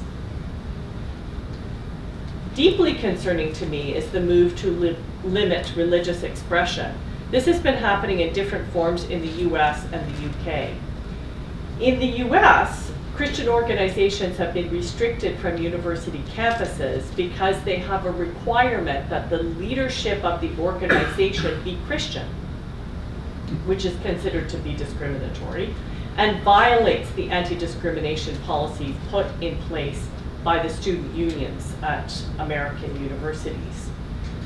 Anti-discrimination policies are laudable, but in the circumstances, they're nonsensical.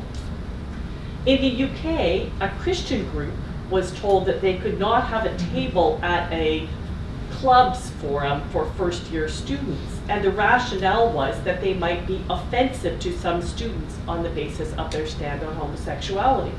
Now, there was nothing about the Christian club that indicated they were going to put up any signs about their beliefs about homosexuality at the what they're called freshers, at the freshers club night. Nevertheless, they were restricted. Premier Notley denounced Roman Catholic sex education curriculum in Alberta, and she was adamant that the health and well-being of students comes first. She suggested that Catholic schools would be teaching students to attack or hurt others, and that denies human rights. Of course, it later came out that what she was denouncing was a complete misinterpretation of the actual curriculum proposal. But the concern is that religious schools were seen as likely to be teaching students material that was harmful. In the future, we must always assess whether these well-meaning restrictions meet the standard that we would expect of something that would be limiting freedom. For example, the lawyer who was telling me this is a really minor restriction that you shouldn't have any problem signing, I argued back to him, if this was one of your clients, you would fight tooth and nail for your client not to be subject to this kind of restriction. Why would you allow that to be imposed on yourself? But I think we have to be aware that those who are imposing these restrictions always have a noble cause that they are putting forward, which makes it very difficult to point out, wait a minute, these fundamental freedoms are also a very high value in our society. Technology. It is hard to believe that social media is a relatively new phenomenon. It has so taken over our lives that it seems like it's always been there. We have the challenge of a US president that seems to be governing the country through Twitter. And we have the new phenomenon of fake news.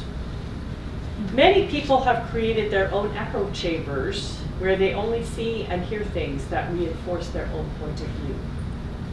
This is dangerous for democracy, and it's also dangerous for the future of freedom. In addition, we're seeing people sanctioned for what they post on social media.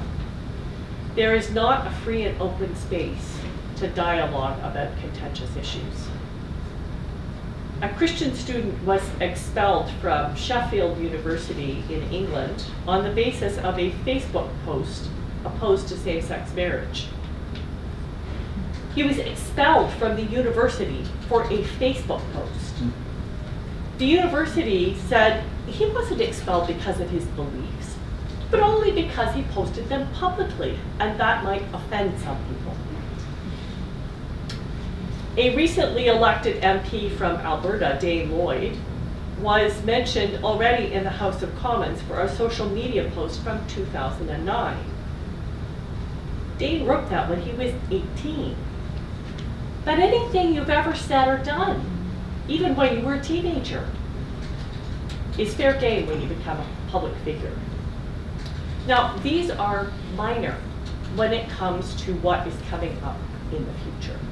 Now, I know some of you are going to think that I'm going to become a crazy conspiracy theorist for what some of the things I'm going to say. And I want you to know that these ideas come from an episode of CBC's Quirks and Quarks.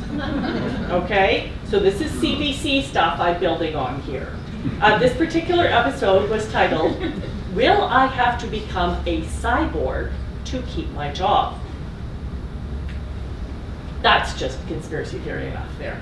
For those of you who are scratching your heads wondering what is a cyborg is part man and part machine. Will I have to become part machine to keep my job? Artificial intelligence is rapidly being developed. The most notable at the moment, I think we've all heard about, is self-driving cars. I have family members that operate farm equipment that pretty much drives itself. And it does a better job than humans. In the near future, many jobs could be replaced by some form of robots.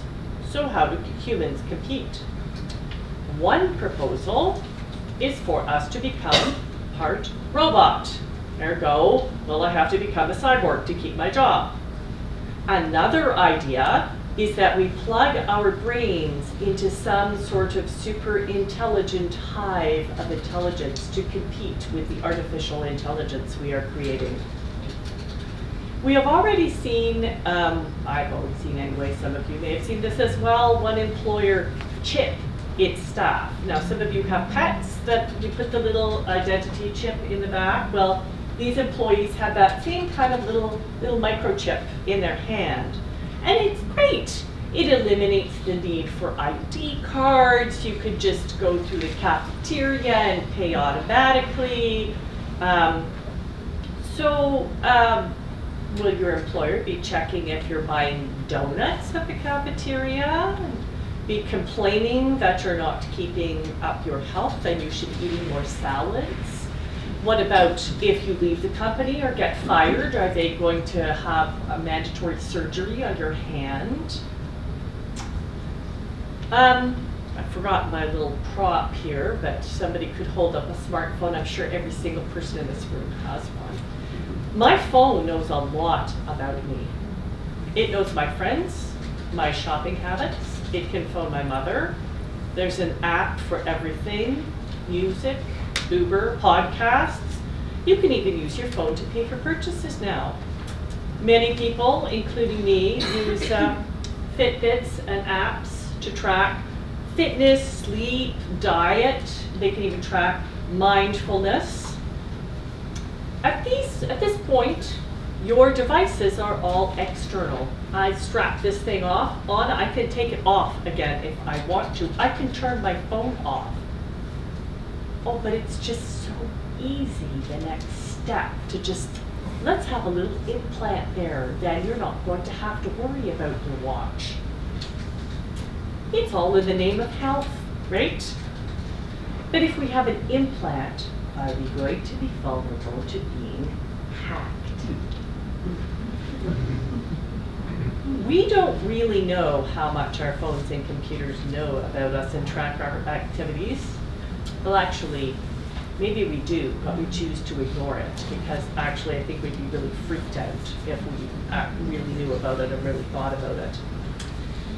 If I search for a new pair of boots on one device, an ad for boots comes up on the next device I'm on.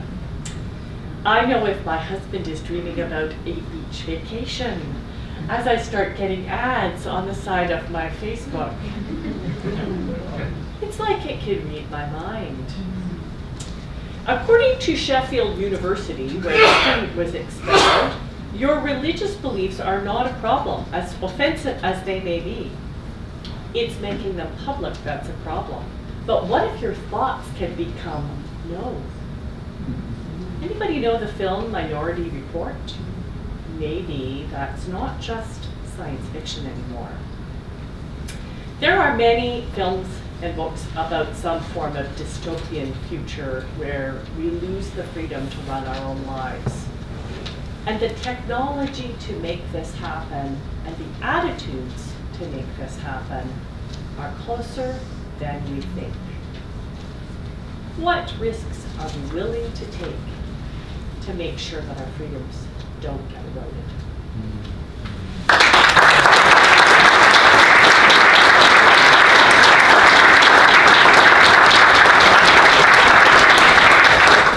I'm going to call our three panelists to come up if they would. We started a little bit late. We plan on being done at 9. I think we'll run to about 9:15 or 9:20 if that's okay with you. People can leave if they choose, but we'd love to have you stay. There's some water at the back if anyone's overheated from being in here and sitting patiently through these last couple of hours. But I would welcome you to come forward and to, if you've got some questions. Dr. Buckingham talked about putting our brains together, and I think we've done that tonight in a way that's educated a lot of us. But it's felt like, I don't know if anybody ever goes to the beach and skips rocks across the water, pick up one of those flat stones and bounce it across.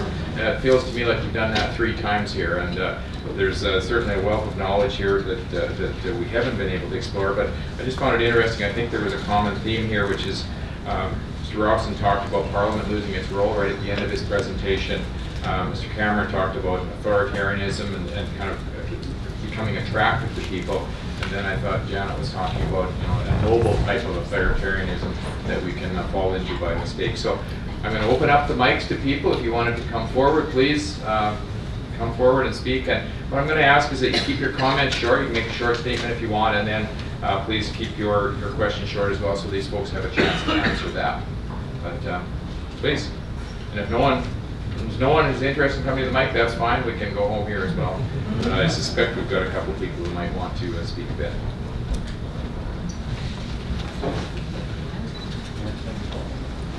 Yeah. The mic's right there. There are mics on both sides. Sorry, I should have pointed that out. So please go to the microphone. Thank you very much for the words you've spoken. I've come down to the base level of, I'm working and I'm a mother, and I know that there's many things that we can be striving towards to be a voice, because we need to be the voice. The people need to be the voice. But sometimes I'm not sure exactly how, because we keep getting faced with, oh, there's another policy passed, and there's something else, but I did write my MP, and I did do letters, and I did, and so there's that frustration underneath, as someone who wants to do something, but feeling sort of powerless in many ways. And so what are suggestions that you would give practically that we can keep moving forward to be effective as a voice? Thank you. Who would like to take that? Well, I need to push your button. Yeah, I mean, and I share that frustration, funnily enough, given what I do for a living. But one of the problems clearly that afflicts people in this room is that it seems nicer not to, make this a sticking point, not to make that a sticking point. We're up against this. Winston Churchill once said that in the 1930s, trying to warn people about Hitler, the debate was like being smothered by a feather mattress. And one of the things I think is very important is to understand that if you insist that certain things are a bad idea and shouldn't be done, even if they feel good, people are going to think you're nasty. And you have to be ready for that perception, and you have to be able to show that, in fact, if we let things drift in the name of niceness, people are going to get hurt. That I'm actually trying to protect people from harm. I'm not just doing this because I like to see people squirm. But the other thing I think is very important, somebody once said under communism that if we all just told the truth for one day, the system would collapse. And I think it's extremely important in being friendly and understanding where people are that you never let yourself be silenced by the fear of being thought weird or by the fear of being thought harsh, that we always have to stand up for what we know is right. Because we live in a world in which things are going weirdly wrong at a frightening pace. And we can't wait for a solution to come to us. It's not going to. We are called. It's this weird thing that somehow or other, every day in these small situations, we face moments of truth. And the last thing I would like to say, I didn't talk about Alfred the Great in my presentation, but there is a wonderful Chesterton poem, The Vale of White Horse, about Alfred, who is king of England in the worst part of the Dark Ages, and the Danes are burning everything they can't steal, and total disaster threatens them and so forth. But Alfred not only manages to turn the tide of battle, forces the Danes to submit, makes their king convert to Christianity, he then teaches himself Latin so that he can translate books for his people. But the end of the Vale of White Horse is that the king retakes London in a situation that looked far worse than anything that faces us. So let us not be optimistic. I always say optimism is a psychological condition, a fatuous one, but be hopeful, because hope is a theological virtue. We must believe that truth will prevail, and that we are inexplicably called upon, us of all people, in this of all situations, to try and do something for it. Okay. Oh, go ahead. Yeah, and if I may, I don't think it's ever wrong, as society's gaze collectively glazes over, I don't think it's ever wrong to say, do you think the Constitution is important in this country? Do you know what it says? Do you know that my constitutional rights say that I have a right to think and have an opinion? Because when you go to court, and you tell the court, you reiterate to the court that Canadians have a right to have an opinion, that sounds like a novel concept almost with what's going on in our world. But you have a right to have an opinion, and that right is constitutional. And it's never a wrong thing or a bad thing to remind people of that fact. Thank you, please. Yeah, thank you. I think it's on.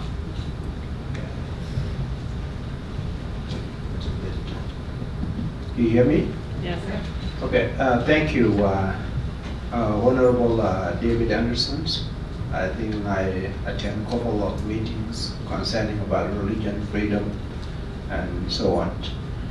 I believe that since I immigrated from Sudan, and Sudan is now divided into two countries, which I become part of South Sudan, and I still follow up what is going on in Sudan, and majority of people in Sudan, they are Christians who believe that they are Christians and their right has been denied by the government of Sudan. And a lot of priests, they are putting them in the jails, and the churches are turning to be a marketplace for sale, and there's no way out, and they cannot speak out what they can do. So, and I see that Canada have a strong relationship with Sudan.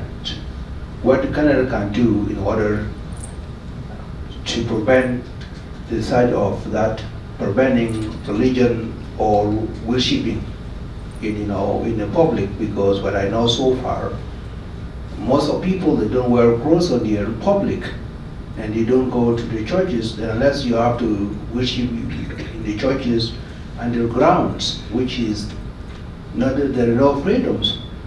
Second thing I want to talk about it too is when I immigrated to this country, I went to a Catholic school, and majority of the Muslim who are going to the same school with me, they are asking the school board that to bring down the cross in the school, and the principals accept it, that is saying that they don't want to leave the cross in the school because they think that is a threat to them. How the religion freedom is going from here, because that is a private school, it's not a public school, but it's a Catholic school and there is no freedom there. And most of Catholic Church here in Ottawa, I don't know other places, they already pull out their crosses, there are no Lord prayers, and they don't have the right. What can Canada, as a member of the Parliament who are making the law, to stop this?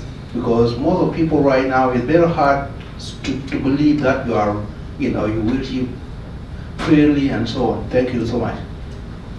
Good. So a couple of questions there. One about our role internationally in terms of religious freedom. The second one is, I guess, what do you do with Christians who are more than willing to accommodate others, and does that go too far on occasion? I think you should be answering the Sudan question. I'm the moderator.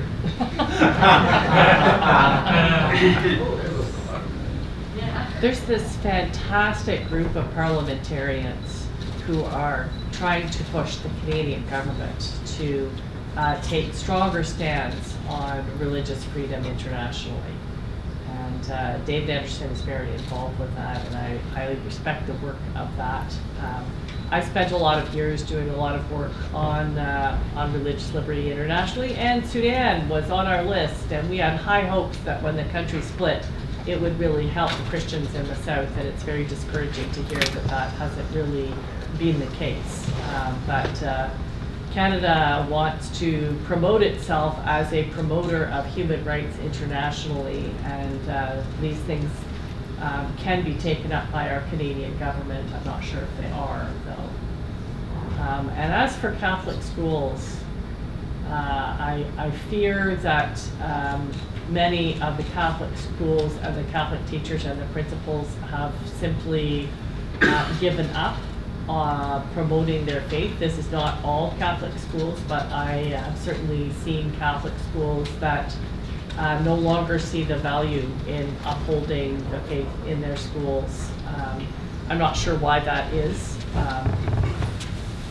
Any ideas why they've given that up?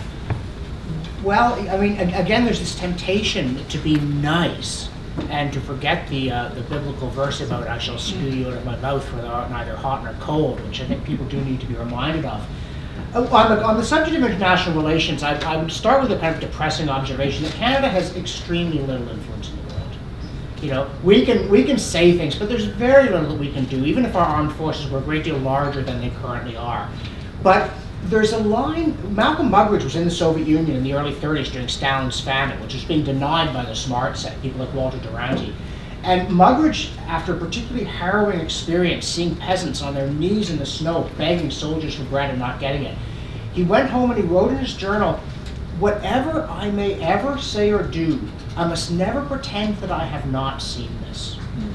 And I think that's one very important thing, that our government doesn't, and again, you know, for instance, with this dealing with China, and some of my colleagues at the National Post are forever blowing whistles on this, and more power to them.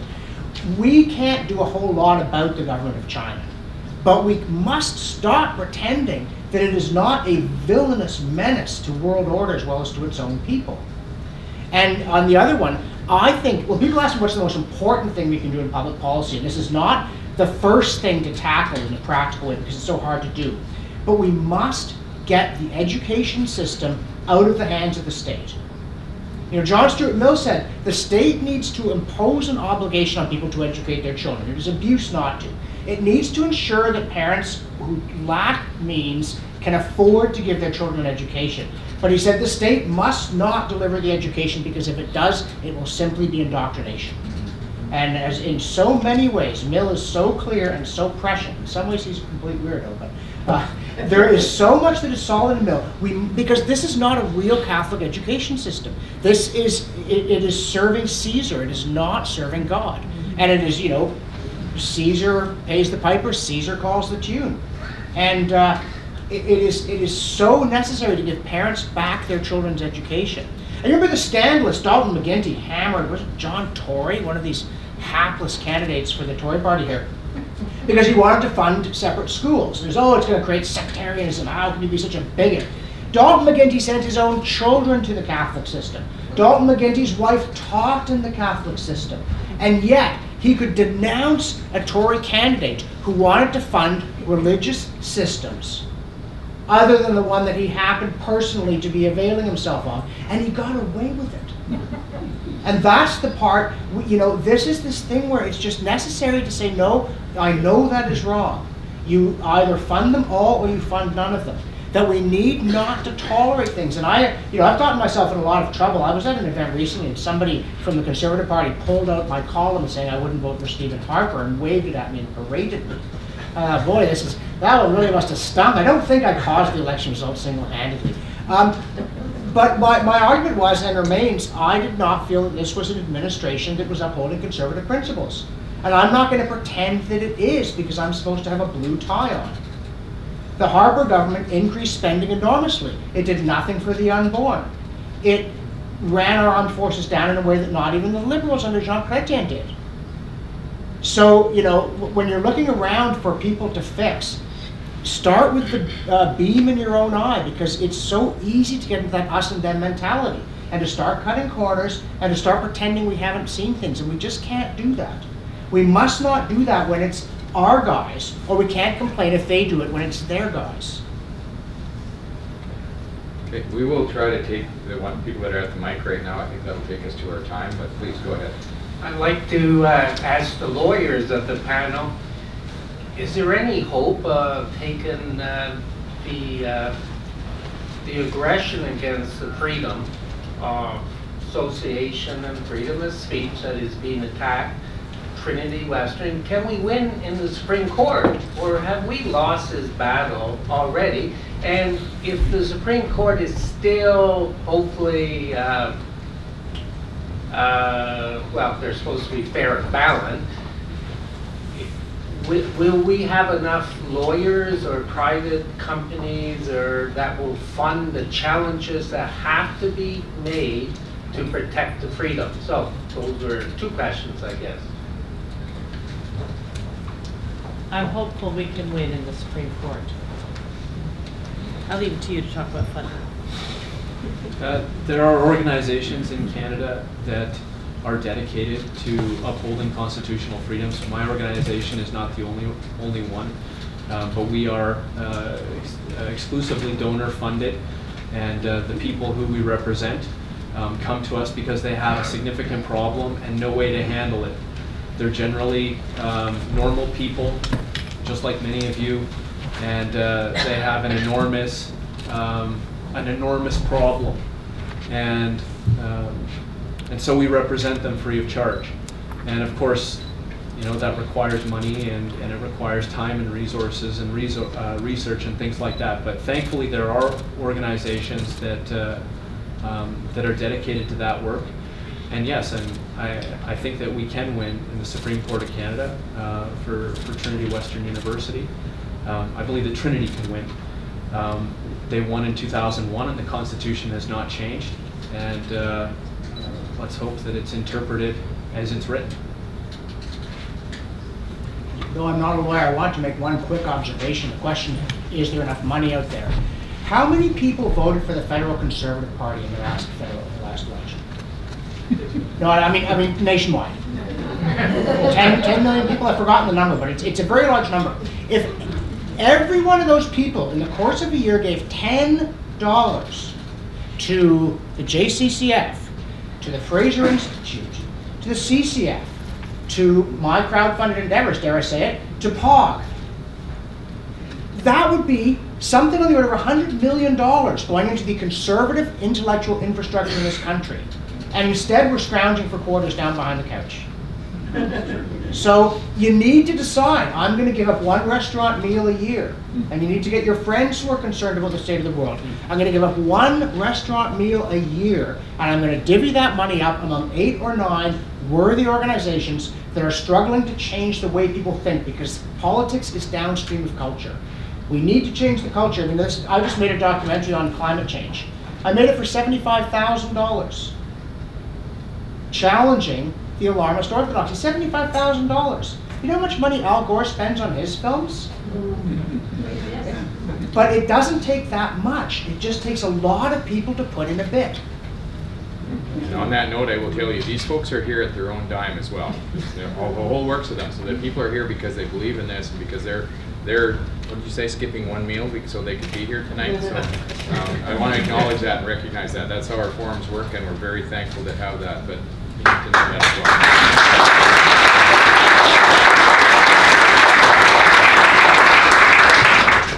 Please.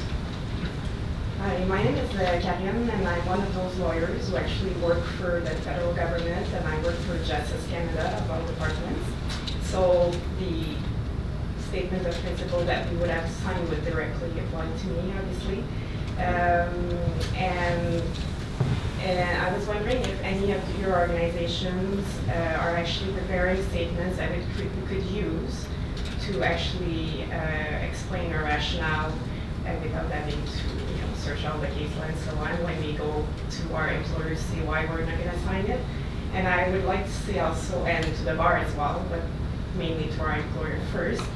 And for some of us, it will be a double sanction because the sanction will come first from our employer in some cases, and from justice, I have no doubt it will be the case, or it will be kind of a struggle, we'll say.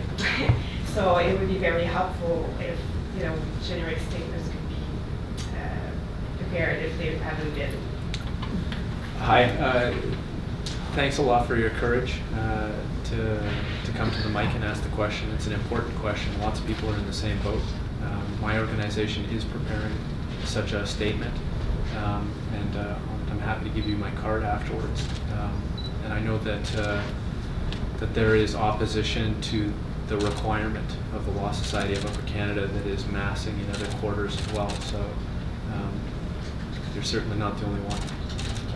And just perhaps about timing, like if it's like 2 weeks before Christmas, the fight will come, or the struggle will come before that, probably.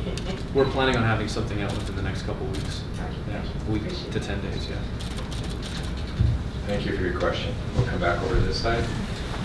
Yes, I'd like to bring the attention to the juggernaut that we are up against, especially Trinity Western in Point, where lawyers for diversity metrics in corporations and banks that led by one of the award-winning, but I don't know his title, but award-winning Simon Fish from the Bank of Montreal, who wrote the letter to the BC Legal Lawyers Association over there.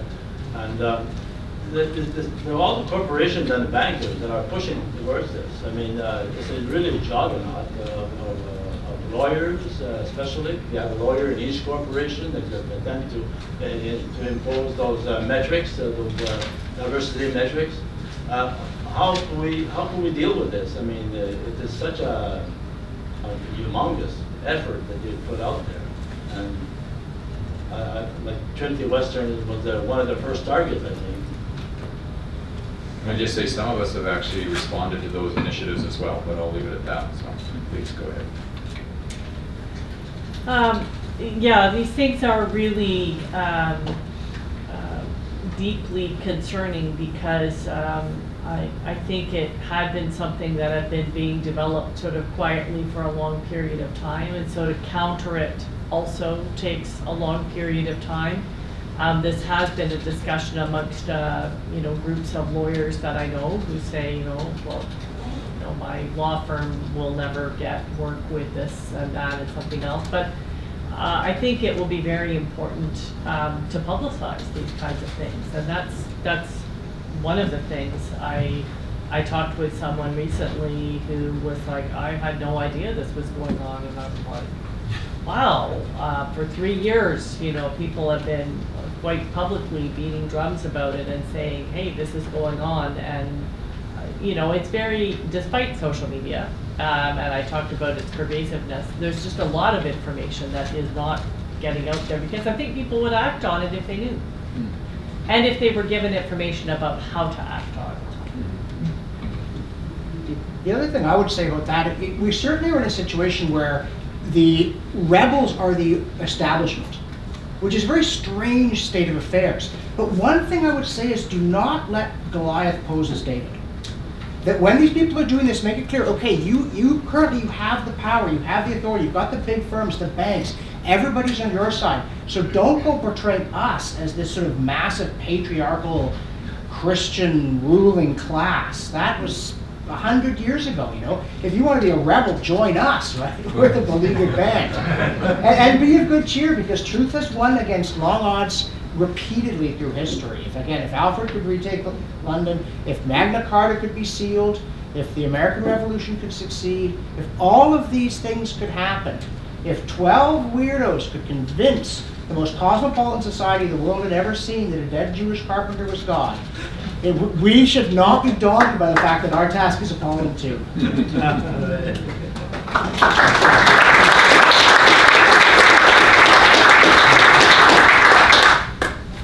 We need to hear your question. But that mic is too high. Yeah. There we go. I just wanted to ask the people, you 3, 4, I guess. People say in Magna Carta, no man is to be delayed or denied rights or justice, but a bunch of courts in America, and Canada sometimes too, deny people the right to adopt children or to do things like that, even though they've got the legal, the Magna Carta says they should legally be able to. And that in one case, I remember somebody saying this, parents who wanted to adopt a child got legalized. It was said okay by all the courts, the minor courts I guess, but in the official one they were denied the right to adopt that child. Why and how? We're looking at you because you were talking about child adoption. Right. So I think there was 2 components to the question. The first was, why does it take so long? Part of the reason why it takes so long is because we have a shortage of judges in some jurisdictions because they haven't been appointed. So that's part of the problem. Part of the problem is that the whole process needs to be streamlined, and there are organizations devoted to making sure that people have access to justice, and obviously that's a big problem because if you can't afford a lawyer and if you can't get an organization to take your case, you can't access the courts, and you get steamrolled by whatever you're facing. Now, as far as your question in regard to why were they refused the right to adopt, are you talking about the case that I'm starting this week? Yes. Yeah. So the case, like I said, I have permission from the client to talk about this, but what happened is that they'd always wanted to adopt. They're a Christian couple. They couldn't have their own kids. So they went to Child and Family Services, they put in their application, and everything looked good about their application. The government said, or the organization that did the home study that looked at whether or not they were qualified to adopt said, these guys are qualified to adopt, thumbs up. And then because they had traditional religious beliefs in regards to marriage and sexuality, the government turned around and said, we want more information, and then they put some pressure. That's what we think happened. And then that recommendation that they be allowed to adopt was reversed, and it was on the basis of their beliefs. And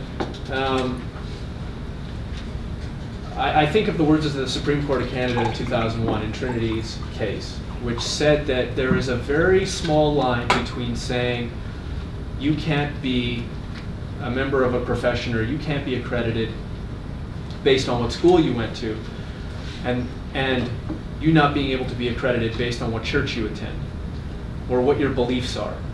And so that's what we're starting to see, that idea that some people's beliefs should preclude them from either being lawyers or judges or teachers or parents, right? Based on this state idea, what I call the state religion, somewhat tongue-in-cheek, but based on the state religion of inclusivity and equality. And I know that I try to not to make that answer full of legalese and gobbledygook. But the bottom line is that they were refused the ability to adopt because of what they believed. And their beliefs, according to the Civil Marriage Act, the Federal Marriage Act, it is not against the public interest to have diverse views on marriage, and that includes sexuality. And yet, despite what the law says, more and more what we're seeing is a disregard of that law. So I hope that answers your question. Can I just comment on that from our experience? Very quickly. Yeah. You remember me saying that we had to go to court to adopt our granddaughter? Could you wait, Mike? Sorry. Yeah. Yeah, you remember me saying that we had to go to court to adopt our granddaughter? Yeah. And we fought that for 6 years. And yet we were foster parents of 45 years standing, had fostered all kinds of kids. They knew that we were Christians, and they knew that we didn't have any inherent prejudice against Aboriginals because we had 5 Aboriginal kids. So all of this great mass of evidence was there. They should have just processed this quickly and done it. But somewhere in the system, there's a group of people who don't want this to happen. And it's a group of people in the Children and Family Ministries that make a decision to reverse all this stuff and put you right back to square one. And we had to take them to court. That was the only way that we could get their attention. Sorry, I don't want to drag this on forever, but about the religion beliefs. I'm not talking very loudly, I just don't want to hold people on the line. I can hear you. People say that religious belief should not be a problem. People should not be expelled from schools or denied certain things in court because of their religious beliefs. But in the case of people being expelled from high school for posting religious beliefs, that's sort of going against what they just said they believe. Of course. Yes, it is, and I hope you go to law school.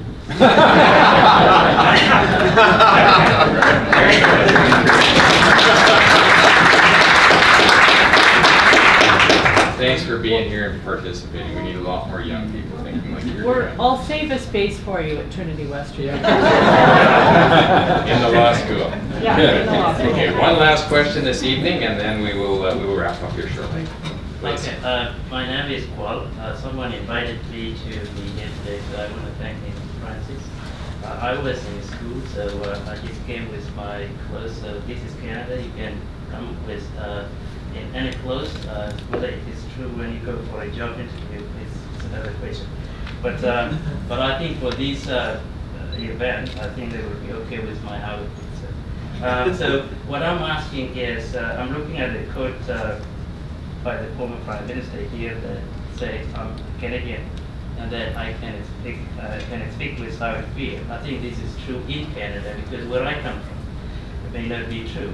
But the information that is being laid out tonight has triggered something in my mind, and that is religious freedom is under attack. If it is being attacked, then it made me ask a question whether it is time to begin to think about whether Canada should begin to consider the idea of a national minister of religious affairs, because there is no national minister of religious affairs. And what usually happens, someone said, if the government want to kill an idea, the government form a committee. So yes, there may be a religious committee, but I don't know whether those committees may be killing religious affairs or religious freedom. So my question goes to Dr. Buckingham. Why is it still difficult in Canada to not have the Minister of Religious Affairs? Because when a Canadian goes out to part of the world that needs religious freedom, they will look what Canada is doing, how Canada is doing as far as religious affairs are concerned. So is it time for Canada to begin to consider a national minister of religious affairs? Thank you for your question, and you are very welcome here. Well, we did for a period of time have an Office of Religious Freedom, And I did see its ambassador sitting back there. That lasted for about 3 years, and then when the government changed, it got closed down. But I think that having that office really increased Canada's ability to speak internationally on issues of religious freedom. Having in the countries where I have seen a Minister of Religious Affairs, a lot of times it has been more to control religion. And if that is the purpose of that kind of minister, I think it can be very negative and not a good thing that we would want to promote. Certainly if there was a government official whose job it was to encourage religion in this country, I think it would be lovely, but I don't think that's going to happen anytime in the near future. Thank you. I want to thank everyone for coming out here tonight. There's a quote that I heard from a man named David Hackworth, who said, "It's human nature to start taking things for granted again when danger isn't banging loudly on the door." It's human nature to start taking things for granted again when danger isn't banging loudly on the door. And I think tonight you've heard some people knocking on that door. They're standing at the door knocking on it, and hopefully everyone here has been listening. You've heard from Democracy Defence Initiative with Stephen Woodworth, from Freedom Defence Canada with Rita Elley, the Justice Centre for Constitutional Freedoms with Mr. Cameron, Mr. Robson, and Dr. Janet Epp Buckingham. And I think someone said, how can we get involved? You've certainly got a number of options here, people you can talk to, and things that they're interested in, things you can support. So I'd encourage you to stay a little bit afterwards and to talk to some of these folks. I just want to, as I have in the past, acknowledge my staff. They've been here and done all the work to make this work again. So Anna Marie, Tristan, Joycelyn, as always, are the ones who do the work. I get to stand up for an hour and you look at me, but they get the job. And Craig and Gail Dockstetter were at the entrance today. Some of you have known them from before, and they've helped us out in times before as well. So I hope I've missed no one who's helped us. I need to point out the Spark Street entrance is closed. You'll have to go out Wellington Street, so you have to go out on the north side of the building. And if you asked a question tonight and you didn't get a book, see Tristan, he's way at the back there, because we did have 10 copies of Mr. Robson's book, Magna Carta, or Shared Legacy of Liberty, to be handed out, and I think there's a couple extra copies there if someone desperately needs one. Please talk to Tristan back there. And I just want to acknowledge again, as I did before, these folks are here on their own dime, their own passion, their own enthusiasm, and I think they've just done a phenomenal job this evening, so thank you.